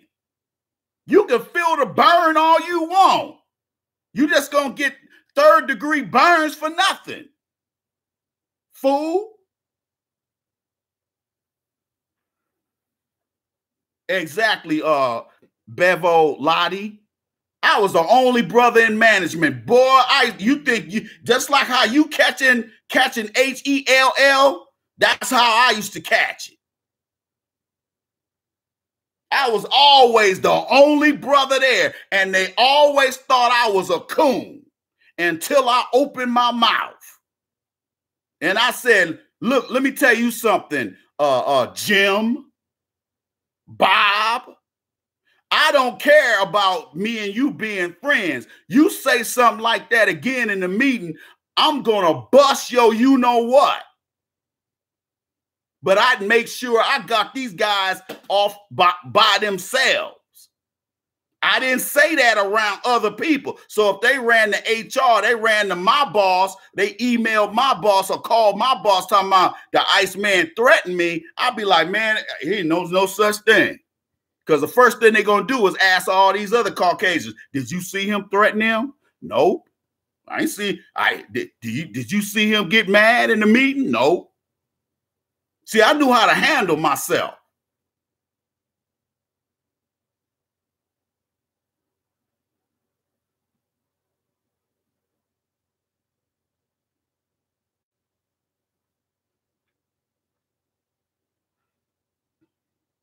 You dig?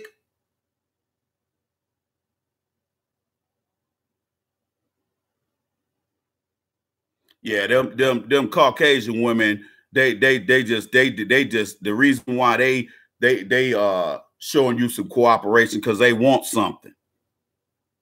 They want a ring out of it. And you know what them same Caucasian women that's being friendly to you, them be the same Caucasian women who under their breath still calling you the N-word. So don't get fooled by that, dude. White, exactly. Caucasian women are very deceptive. That's why they get mad.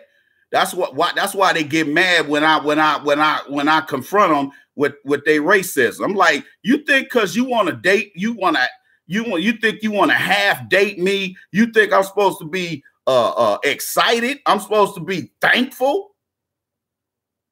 If you don't get out my face, you supposed to get me at my best, but I'm getting you at your worst.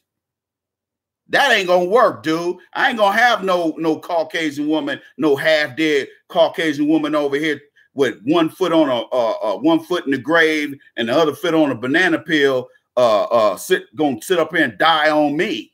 You ain't gonna die on me. I don't play that. Exactly. I wouldn't mess with no females on the job. Seriously, I wouldn't.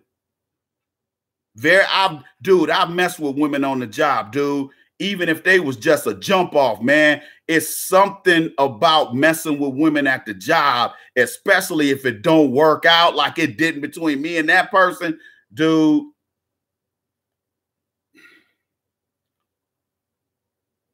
I don't do it. Don't do it.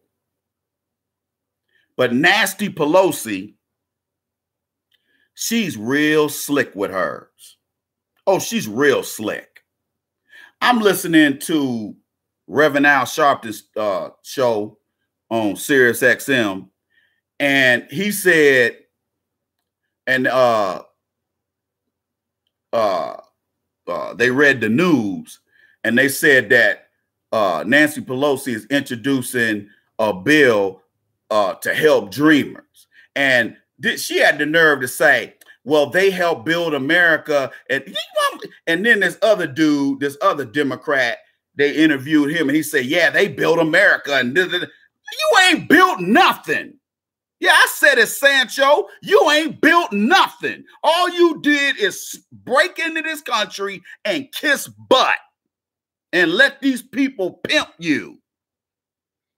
You have to understand, it's bills like the DREAM Act and other legislation that has given these people the leg up. And that's why they're so cocky. When I was in that Masters of Social Work program 6 years ago, when I was in that program, some of them Mexican women were still very humble, because most of them didn't have no job. I mean, they had a degree in psychology, and they had low. Some of them didn't even have professional jobs. A couple of them, most of them still had jobs that anybody can get. But some of them did have white collar jobs. They just didn't pay anything. But see, you can work a $35,000 a year job in San Antonio and kind of look like you got a little paper. But some of them were real cocky. And yet I'm listening to them talking in class, and they talking about how they supporting half their relatives with that little $40,000 a year job they got. Does that sound like progress to you? See, if you had to do that, you'd be like, hey, y'all dragging me down.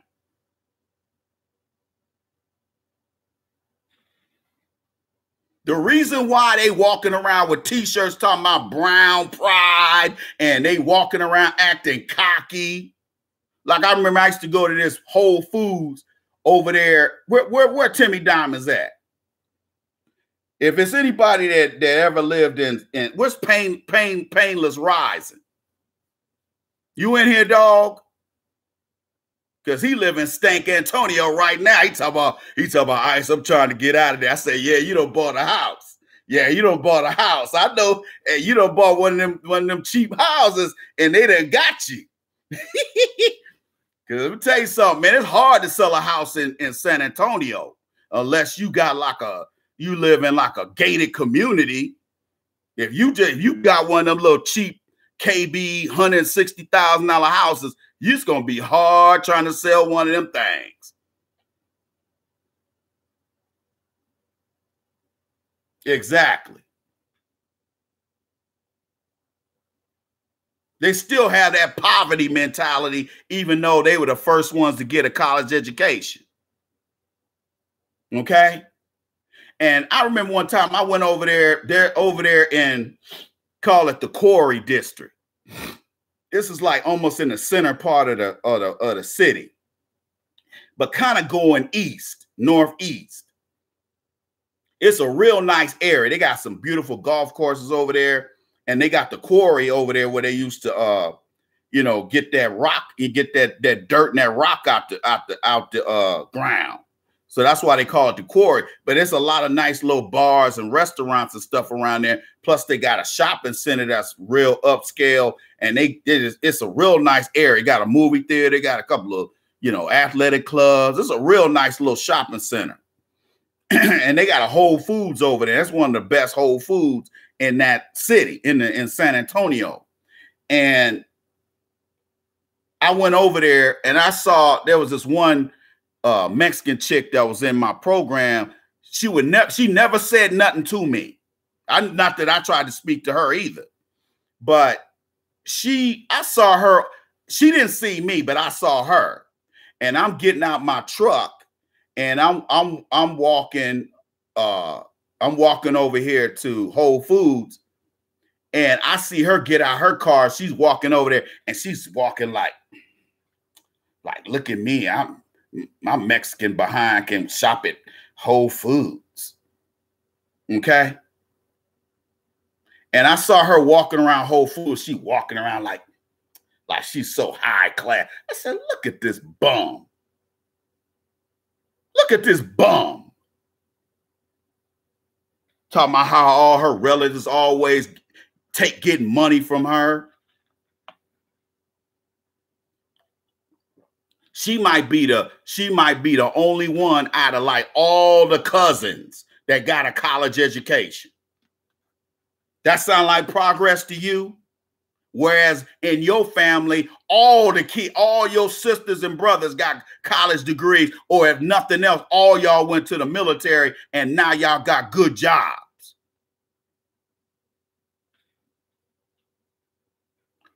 Whereas with them, her brother done went in and out of prison.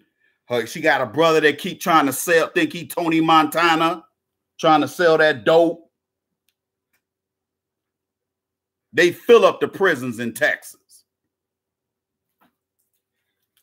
Number one race in the state prison system in Texas are them Mexicans. Don't get it twisted.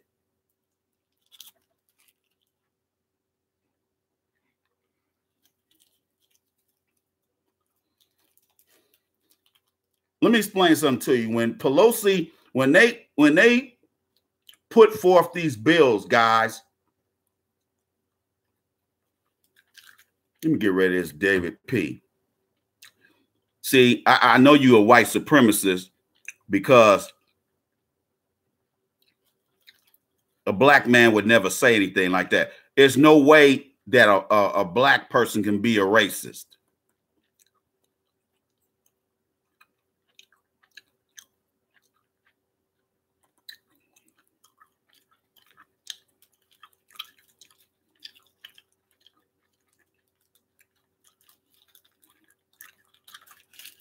You digs?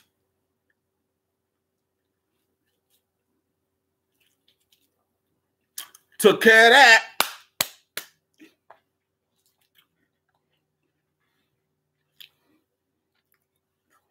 Every bill that makes its way to the president's desk and he signs it, every last one of these bills has money attached to it. Whenever they pass a bill, there's billions of dollars at stake here. You guys need to learn how to play this game to win.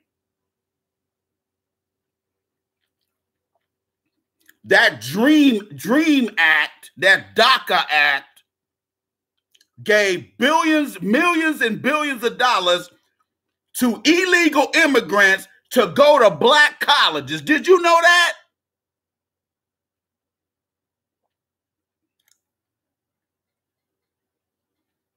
To go to the schools that these Caucasians set up so that we could learn skills after slavery and Reconstruction.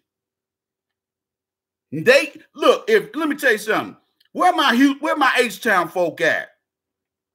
Where Justin Meba at? Where my homie at? If you live in Houston, if you got a time to go, if you got a little time to kill on your day off during the week, go up to Texas Southern University. Go up to TSU. Texas Southern University is a HBCU. Go up there doing like 9, 10 o'clock in the morning. You'll probably see more Mexicans going there than blacks. I'm just keeping it 100. There's another HBCU. It's in Austin, Texas, called Houston Tillotson University. One of the sorriest universities I've ever seen in my life. I went up there to get a professor's job. And there was a frat brother of mine that taught up there. He was like, yeah, you need to get your PhD, brother. You need to get your PhD. I'm like, man, I don't really want to get no PhD. But he was like, man, you get a PhD, you get a job up here. Yeah, but am I going to be able to get tenure, though? They had Mexicans up there. They didn't have that many, but there were Mexicans that went there.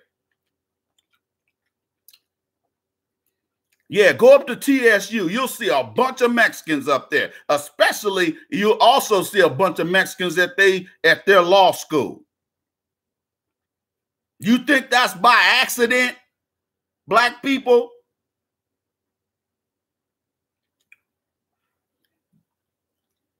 They've been running this.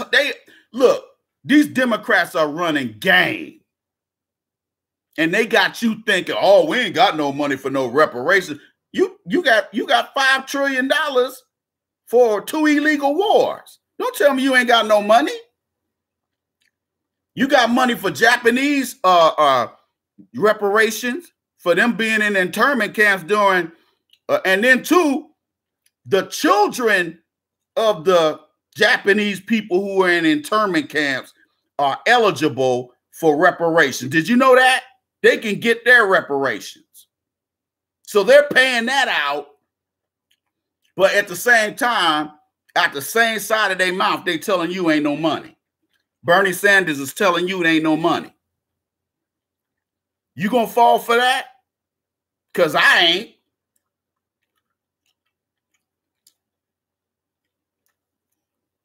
Exactly.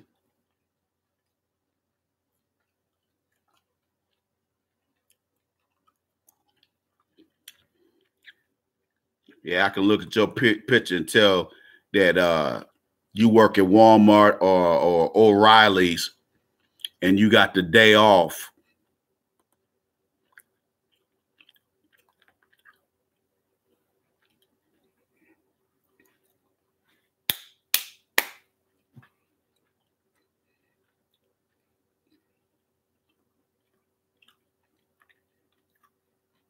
The 1964,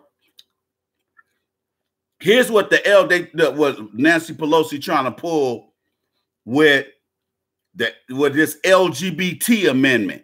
They're trying to amend the 1964 Civil Rights Act with an LGBT amendment for protections for them so that they don't get a foot kick. They don't get a foot in their behind. Y'all see what they doing? I don't know if it'll make it out of committee. I don't know. The president, I don't know if the president has to sign that. I don't think the president can veto that. I don't know. I don't know the rules. I don't know the law. Because I think if they can get, it still has to, the Senate has to sign off on it. They can't just pass something on the House side. That's why don't listen to AOC when she gets on CNN talking out of her neck like she does with all the nonsense that she talks. Don't believe, don't listen, and listen, but then again, don't listen to her. Because while she can sit there and say, we're going to do X, Y, Z, the Senate, which is the other side of the House, other side of Congress, the Senate has to sign off on it. The Senate has more white supremacists, Republicans, and Democrats. They play by a different set of rules because in their state, it's only one other senator. So they wield a lot more power. So if they make a huge mistake, like that South Dakota Democrat that voted to confirm Kavanaugh in the Supreme Court, she ended up getting a Republican ended up getting her seat. She ran for re-election and lost.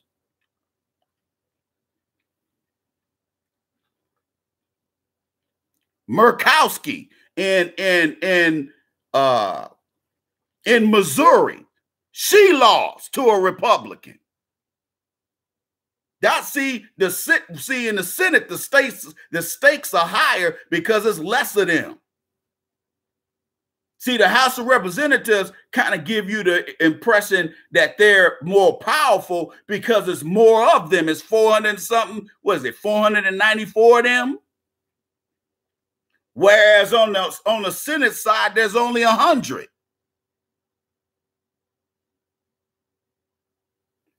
They'll sit there and tell a bold-faced lie on CNN. Yeah, this going to pass the House. And it might pass the House, but it ain't going to get past the Senate. The Senate they're not going to approve no LGBT amendment. I'm going to tell you that right now. Gay marriage, they still mad about letting gay marriage get past them. But the only reason why that got past them was because of Obama. They trying to add an amendment to the 1964 Civil Rights Act. That's specific. If you want to talk specifics, guys, that's specific. That's why when we go to get these tangibles, we have to say ADOS, blacks. Not Mexicans, not Americans, not this, not that. Well, what about the Native Americans? Native Americans got their reparations. They got reservations and they got casinos. Next. Next. If you don't get out of here, I wish you would say that Native Americans deserve some reparations. You don't reserve. As a matter of fact, the Treaty of 1866, not only does the United States government and each individual state owe us a check, need to cut a check. The Cherokee Nation, especially the Cherokee Nation in Oklahoma, need to break us off. Because they own slaves. And other Indian tribes owned slaves. And the Treaty of 1866 stated they are to pay us reparations. We can go right now and get that popping. But see, most black folks, all we care about a lynching bill. We don't need no damn lynching bill. There's already laws at the state level and at the federal level that says if you kill somebody, I don't care how you do it, whether it's with your hands, with a hammer, or with a rope. It don't matter. It's a felony to commit a 187.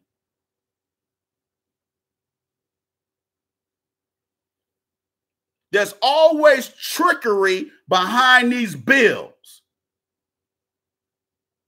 Oh, we're introduced. Because see, they think a lot of black folks, a lot of slave-minded black folks got excited over that. But see, black folks that knew better was like, what kind of trickery are they trying this time?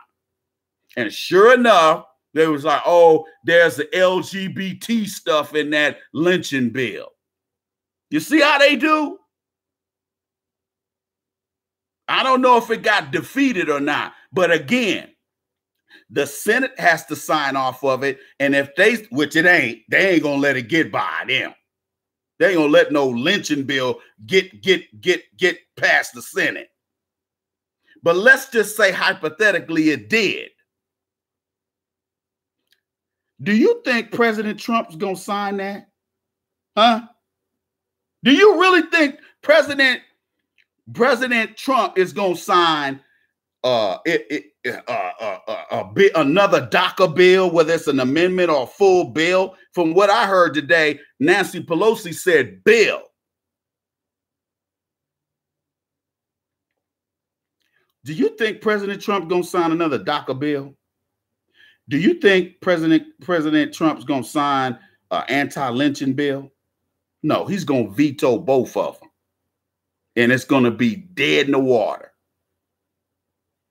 So let them try it. That's why I tell y'all, when people get mad and they be posting stuff on Facebook talking about, man, they trying to, trying to pull some old LGBT mess. They trying to pass some old bill for some old LGBT stuff. And I'm like, don't worry about it, brother. It ain't gonna get past Clinton. It ain't gonna get past the Senate. And even if it did, it ain't gonna get past Trump. You really think Trump gonna sign that? That goes against everything he's about. Him and Pence. Trump don't really care about homosexuals. Pence does. Pence don't like that. He don't like no homosexuals. I'm going to tell you that right now. Pence is like, you better get on out of here, man. Talking about you like another man's hairy behind. You better get on out of here with that, dude.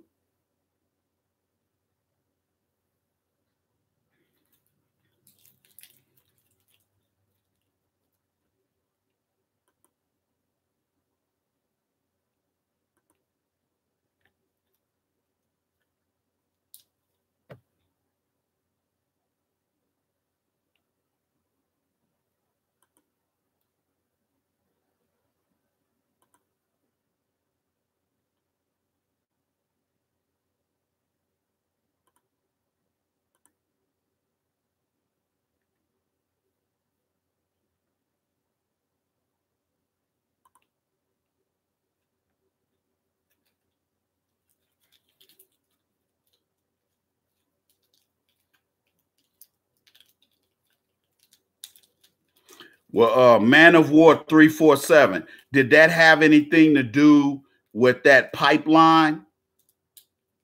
Is that in conjunction with that pipeline? Because that might have been that. They got, let me tell you something. Them Indians got casinos. That's enough. Do we name one black casino? I'll wait.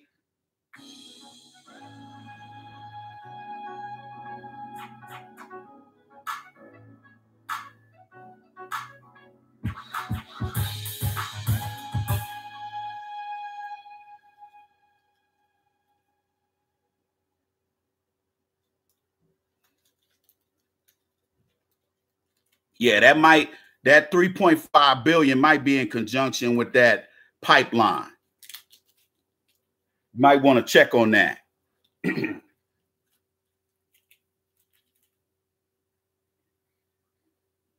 Whenever they start talking about passing these little slick little bills, remember, I want this light to go off in your head.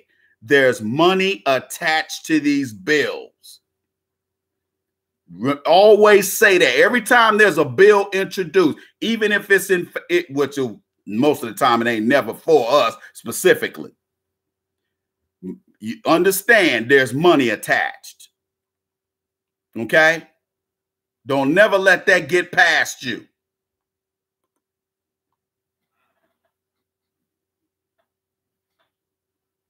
You digs? Hey guys, let's get these donations up, man. Come on, guys, hit the Cash App. Hit the Cash App or go to asktheiceman.com and donate there. Okay? Let's raise $50 tonight. We only got $10 raised. Come on, man. If you have not donated, donate right now. I'm going to take a break. If you have not donated, go ahead and donate now. Either donate via the Cash App or donate through go to asktheiceman.com, scroll down to the donate button and donate there. Let's go ahead and get it popping. We've only got $10 in donations. Come on, man. Come on, guys, man. Come on.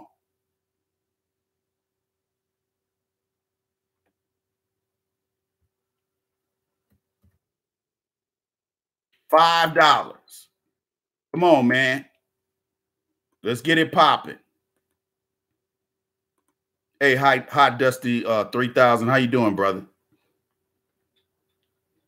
I usually try to get $50 during the week. Weekends, on Saturday, I try to raise $100.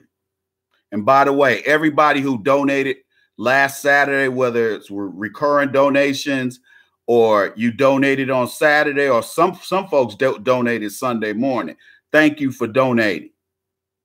Thanks for donating, guys. Appreciate it. But whenever you hear these mammies and these bedwenches talking about we finally got a seat at the table, yeah, but they ain't served you yet. And by the way, you are the table. Just like Mari said, you are the Father, you are the table. And everybody is eating except for you. You sitting there starving like a crackhead, looking like a crackhead.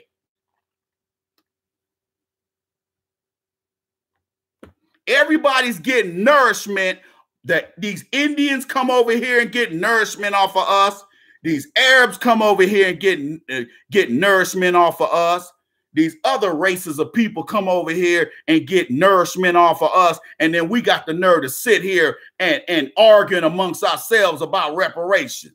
You got black folks, you got all kind of black, especially my age and older, talking about we don't need no reparations. I don't need no reparations. Okay, well, guess what? When the Treasury cuts that check, you send me yours, and I will find something to do with it. Or I will break the money down and send it to some of y'all. If you don't want them reparations, I will take yours. And we'll solve that problem. That way you ain't gonna never have that problem ever again. Since you want to be stupid. See, some of these coons and these mammies and these Sambos think they want to be slick in front of white folks. Yeah, I ain't like them old slave-minded black folks that want reparations. I ain't like that, Jim. Jim's still calling you the N-word behind your back, whether you support reparations or not. And if you don't, you're a fool. I guarantee my father don't support reparations. I guarantee he don't, because he think he's above the rest of us black folk. That's my father's mentality. He think he above the rest of us.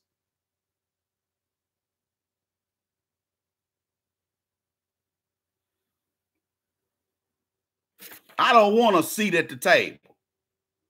I want a table of my own with black men and women who look like me.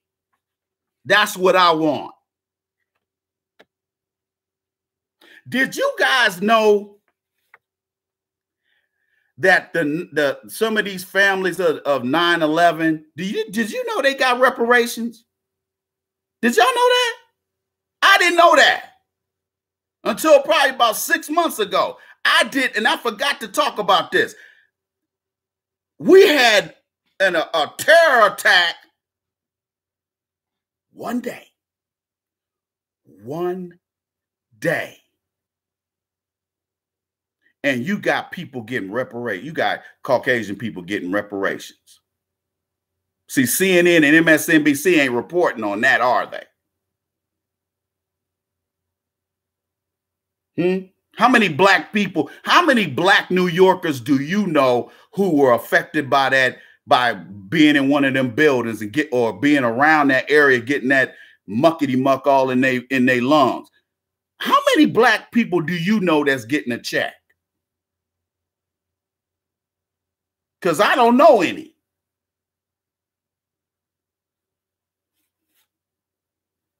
I mean, I can tell you that the 19 so-called hijackers that they said did it, I can tell you I can't tell you with certainty, but I can tell you that more likely than not, they didn't have anything to do with it. So did the federal government pay reparations because somebody found some evidence that this was an inside job? Is that why they paid reparations? Because, you know, a lot of times Caucasian people can get information that we can't. Because remember, this was like right after 9/11. I was talking to some guys at work and they said, well, wait a minute here. Only 3,000 people died? How many people work in both them towers at one day? I said like 20,000, 10,000 people in both buildings. They was like, well, wait a minute. Then I heard that the Jewish people, they did a sick out. They called in sick that day. Y'all hear that? And that was the truth. So what does that tell you? Appreciate it, brother. See, I don't come on here blowing smoke up your behind. I come on here and tell you the truth. And if I'm not sure, then I'll say alleged, or I might say I'm not certain.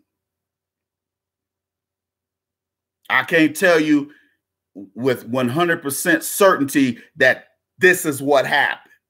But my spidey senses tell me that something fishy went down. Because you ain't going to convince me that 19 dudes who couldn't even speak English came over here and pulled off the so-called crime of the century. Do you believe that? Because I don't. I don't believe it.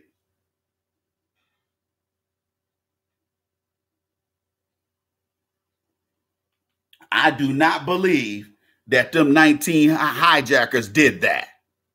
But we all had to suffer because they passed all kind of laws screwing over people after 9/11.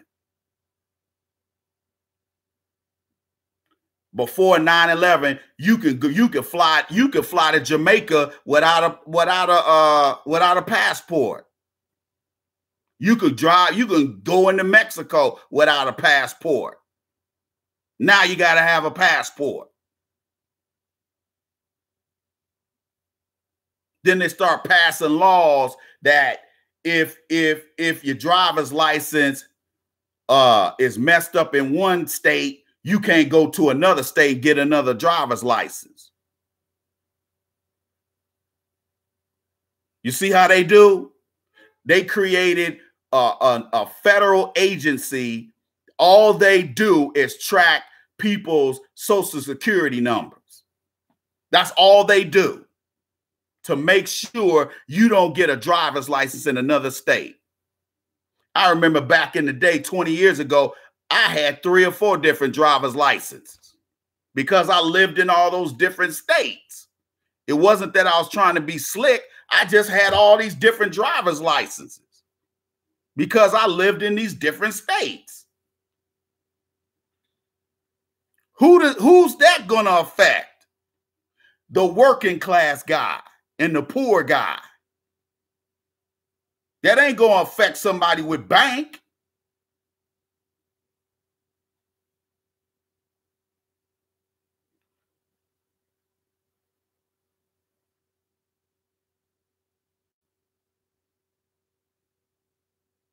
Oh, from the city? Oh, okay.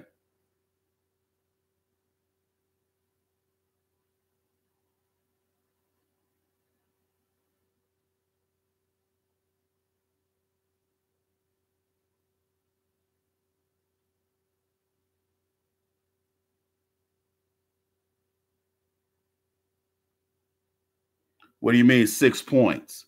6 points on your license? Is that like if you got like a ticket, like multiple tickets,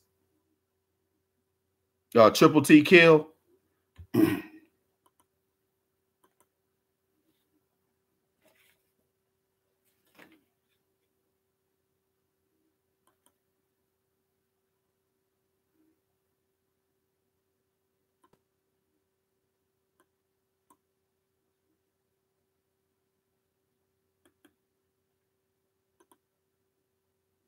Hey, Facebook. Hey, you got all these people in here. Hey, everybody hit the like button. Everybody hit the like button and donate $5 on the Cash App. I know everybody got the Cash App, especially you young folks. Donate $5 today, man. Let's get it cracking. Everybody on Facebook side, hit the like button.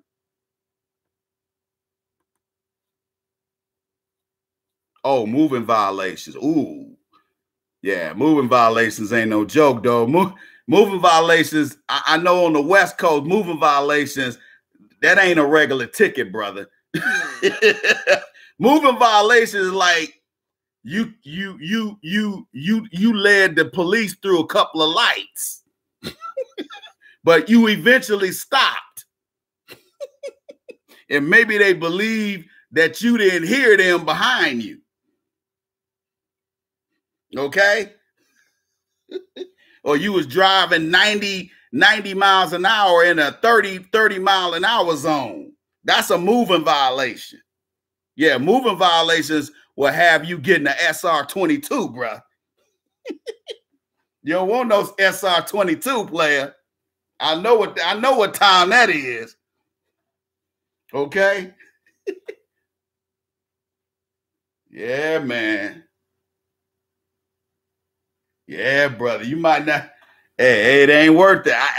To really be honest, most people I know that live in New York City, they say, man, it's kind of a headache to have a car. Unless you out, like you way out.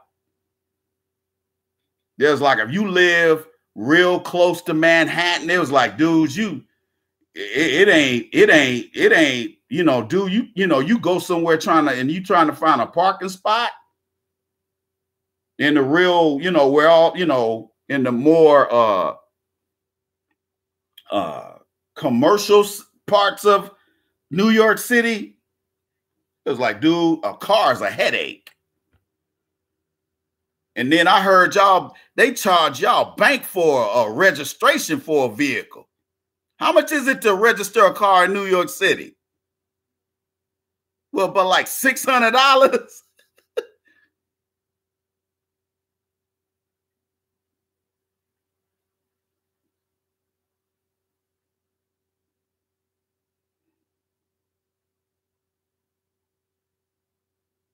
Oh, man, I'm sorry to hear that, bro. Yeah, that ain't good, man. Yeah, hey, when I was younger, I used to get a lot of tickets because, back then the popo used to be, they used to really be on black. I mean, they still on black men, but back then they were even worse. You be driving down the street, a cop will go past you, he'll turn around and just to pull you off. I'm like, are you kidding me, dog? Man, I was like, oh, I got to get out of here. I'm gonna have to get out of here because I can't take this no more. Oh, they go away after 2 years? Yeah, man. Like they say, driving is a privilege. That's why you notice back in the day when I was still in school 6-7 years ago, I used to do them shows on Memorial Day weekend and 4th of July weekend. I used to tell y'all, hey, Don't be on them streets after about 8 o'clock at night. Don't be on them streets, dog. About 10 o'clock, about 10 o'clock, they start drunk stops. That's why whenever I used to get called, when I lived in San Antonio, I used to get text messages from chicks talking about come over here and get this thingy thing, or come get me, bring me to your house. I'll be like, baby, I'm faded right now. I don't think that's a good idea. I ain't trying to get no ticket.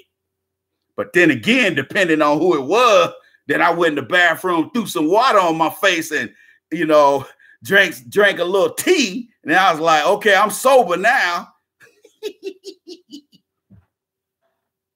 Let me go over here and get this bouteille. Okay? But guys, let me just say this to you, man. By the way, if you haven't hit the like button on the YouTube side, please hit the like button. On the Facebook side, guys, hit the like button, man. Come on, man. Some of y'all been in here since I started the show almost 3 hours ago, and you can't hit the like button, man. Stop fronting, man.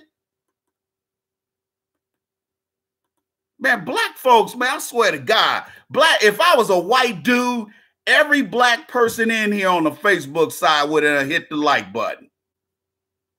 Oh, White Daddy said hit the like button. We got to do better, black people. Come on, man. Stop hating your own people. We got to stop. We seriously do, man. Let me say this, guys. We have an opportunity that we haven't had ever. The black man has a chance to shape political history with this next presidential 2020 election. Don't fall down on the job, brother. Don't let your hate for your own people. Don't let your jealousy of other black men make you make a dumb decision, which is to give the Democrats free votes to help them beat Trump. You have to understand, Pelosi and them, they ain't serious about beating Trump. Because if they were serious about beating Trump, they would hand over them tangibles. They'd hand them over. Because they realize we ain't playing. They starting to get an inkling that we ain't playing, but there's still too many coons, Sambos, mammies, and Negro bedwenches out here. Okay? We still got enough of those people to screw us over. We're going to set a precedent with the 2020 presidential election. Let me say something to you. I haven't voted for a president in about 20, almost 30 years. You know what I'm going to do? If Pelosi keeps running these hustles that she's running, and the Democratic Party keeps playing the games that they keep playing, and they keep marching these little weak presidential candidates out here, as well as at the end sending Biden out there, because that's who's going to run. Okay? It's going to be Biden. Real talk. That's why he just announced recently that he's going to run. He was talking for years he wasn't going to run again. He wasn't going to run for political office. He was done. But I guarantee the Democratic Party got in his ear. And even with Biden, even the way things are right now, he'll still lose to Trump. Because what Democrats don't understand is that The people who vote for Trump, they don't vote. They're not voting for Trump because he's a skilled politician or that he's gonna do some great political work. They voted for Trump because of this skin color.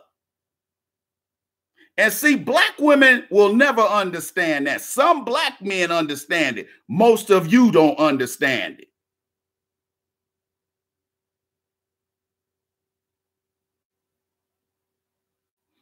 Oh, he'll be able to chop Biden down to size. And let me tell you what he's gonna do. Let me tell you what the mistake Biden's gonna do.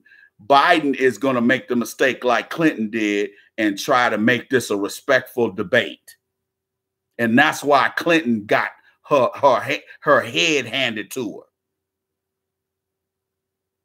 He might not be able to push him around like he did Clinton, but Biden ain't. If Biden was all that, he would have ran for president by himself. You notice he didn't do that. Real talk. Let's keep it $1.50. Yeah, he'll be stronger than Clinton. He'll be stronger than Clinton, but look, man, people don't understand. Trump is a ghetto, street fighting, I'm going to throw dirt in your face type of dude. Biden ain't that kind of politician. Why do you think Obama picked him?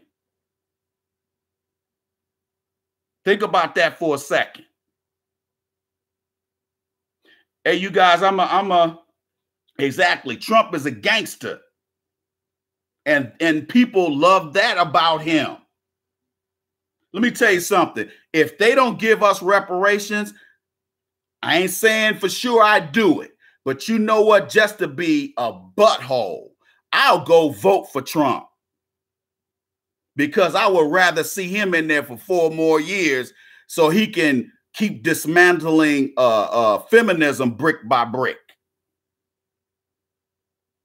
And he can get these black women off welfare and SNAP, and he's already getting them off Section 8.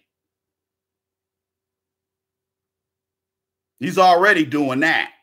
Look, guys, I'm going to take a quick break. If you haven't donated your $5 right now, go to AskTheIceman.com. Otherwise, hit me on the Cash App. I'm going to take a quick break. I'm going to handle that. So, hey, guys, Facebook, hit the Cash App. We're just doing $5 donations. Remember, every donation is 100% tax deductible. All right? Keep it locked right here, the Iceman Show podcast.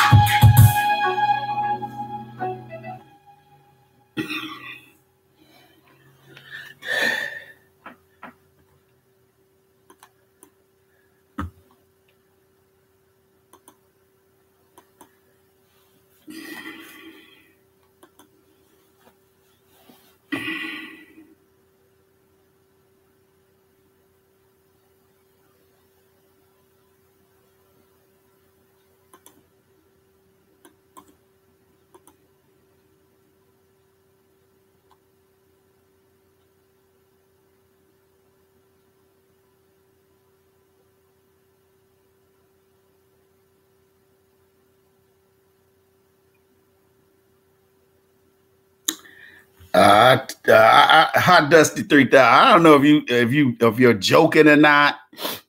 They have no supernatural. They have. If it wasn't for them sticking together, they have nothing. If it wasn't for white supremacy, Caucasians would have nothing. You see, every time the playing field is sort of leveled, we end up just totally obliterating them. Have you ever noticed that? No matter what it is, whether it's academics, sports, whatever. That's why they always cheat. They always cheat. Because they're not honest people anyway.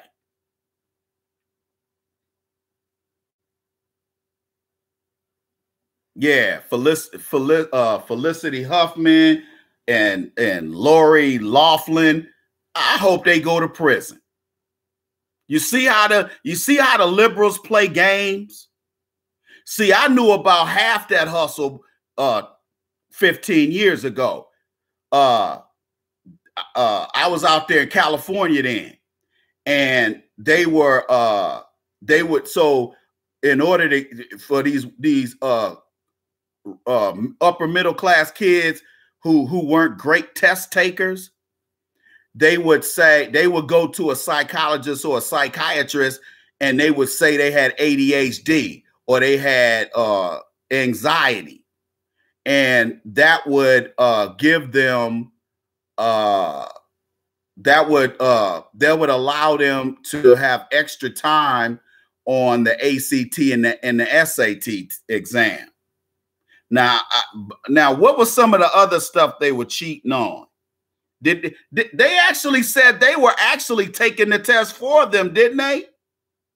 That they had people they were paying people to take the test for them, something like that.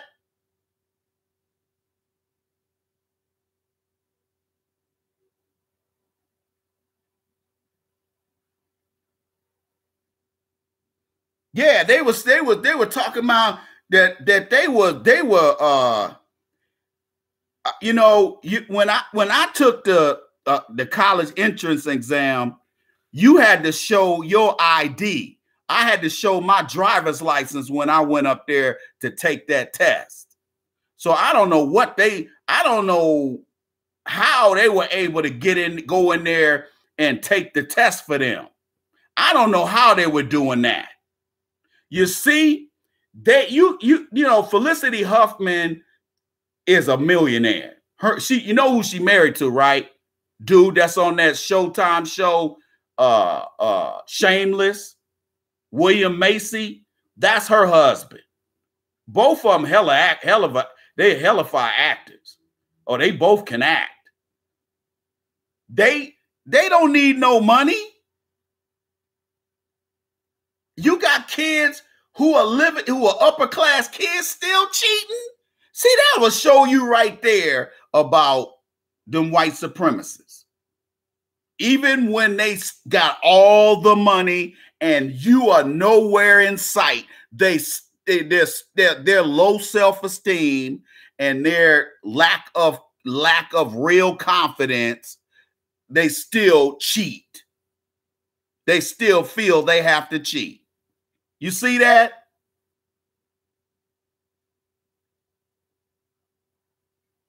Oh yeah. I wouldn't doubt if them Asian students be doing the same thing. They all be cheating.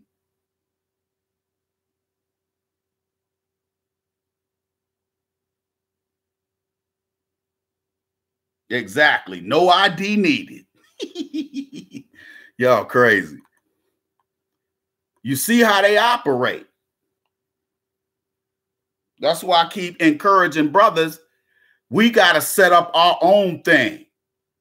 We got to set up our own schools. Hey, did y'all hear your boy Dr. Umar Johnson bought a building in Delaware or something like that? Did y'all hear that? Hey, it's called the Umoist School for boys.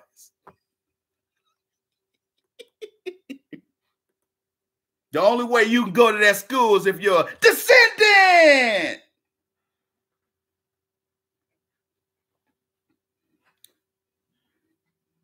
Thomas Jefferson.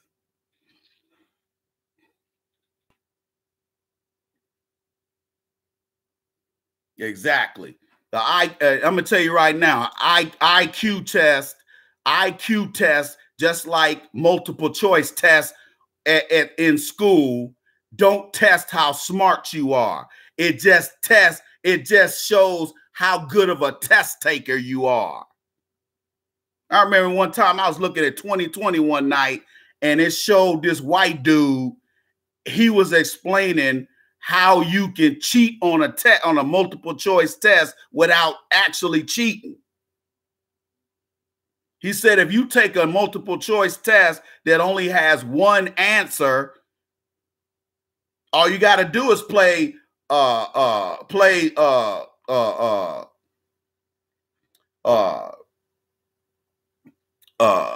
process of elimination. That's all you got to do.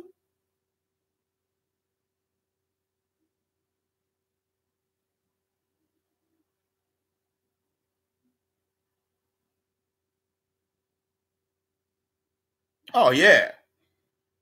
I remember when I used to teach, the white teachers would tell them the answers. The white teachers will walk around the class and tell the white children the answers. That's the kind of stuff they used to do. Okay? I remember one time I had a architecture class, and when I was an undergrad, and there was this old Nazi German dude that taught the class. Back then, and they might still have this, but you used to be able to go to the library and get old tests. Do you know them white students were passing them tests around during the time we were taking a test? And he never said nothing. But yet, every time I looked up from taking my test, he was looking at me. I'm the only one he was watching in that class. And when I saw he was a German, I said, oh, this dude, this old racist kraut.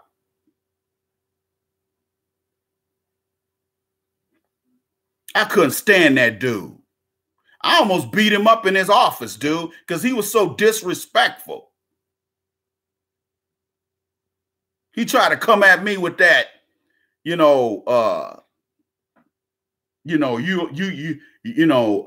ain't smart enough to pass my class type nonsense. See, I dealt with real racism, not that I can't catch a cab nonsense. Okay? That's why when y'all come on here attacking me, I'm just like, really, dude? Do you know what kind of racism I done dealt with? And I'm still not a coon or a Sambo? You need to put some respect on my name, homie. Real talk. He-Man Umar.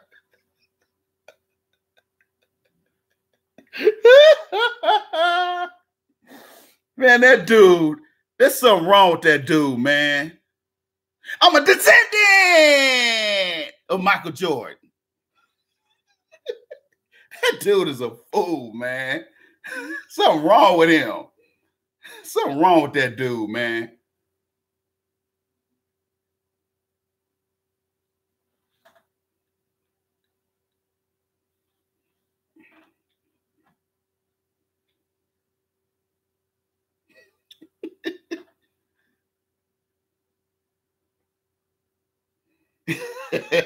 Exactly. Obama's hosting beer summits while black folks out here getting their brains blown out. He hosting beer summits and black folks out here getting killed by race soldiers posing as police officers. That'll show you how much your black president cared about black people.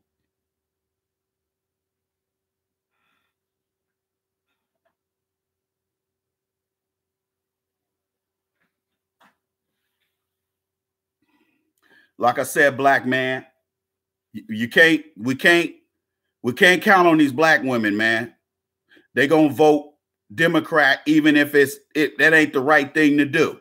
They gonna vote Democrat because some people are just mammies. Some people are just coons. That's just how some people are. They don't care that it's the wrong thing to do. They're just gonna do it anyway because that's the easiest thing to do. And you have to show the Democratic Party that, hey, we ain't rocking with you unless you cut us a check. Now cut that check. And even if you do cut that check, I'm still not voting for you.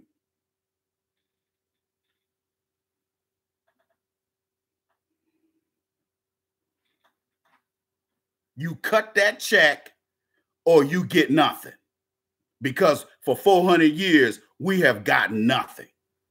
And I'm tired of it. Black man, I don't know about you, man. I'm tired of seeing these Caucasians having a party every day at our expense. I'm tired of it. I'm tired of these other races thinking they can step on us and get resources while we still sitting up here going through the stuff that we've been going through for 400 years. I don't know about you, brothers, but I'm tired. I'm tired of it. I've been tired of it. That's why I don't cut these other races any slack. If they do me wrong and I got recourse, brother, I'm taking them to the hole. I'm taking them to the hole. I don't cut them any slack. And I've had Caucasian people say to me, why are you so mean toward me? And you know what I say to them? Because you've been having a party for the last 400 years, and it's time for that party to end. You tuned in to the Iceman Show podcast, Saturday, the Players Circle podcast. Players Circle podcast, Saturday, 4 p.m. Eastern time. If you're not subscribed to my channel, Mad Voodoo Man, subscribe to the Mad Voodoo Man channel so you don't miss out. Understands me? Subscribe right now.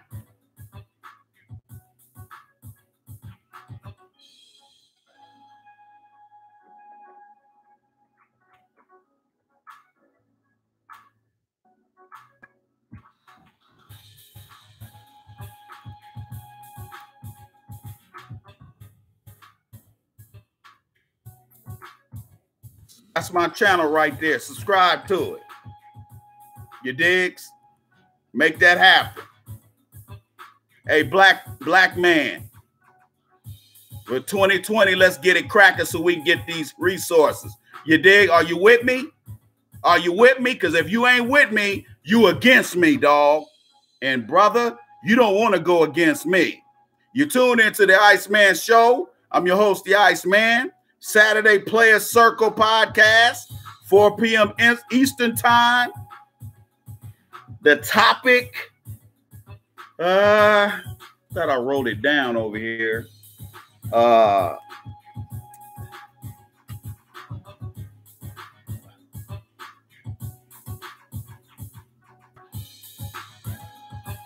tentative topic for Saturday's show will be,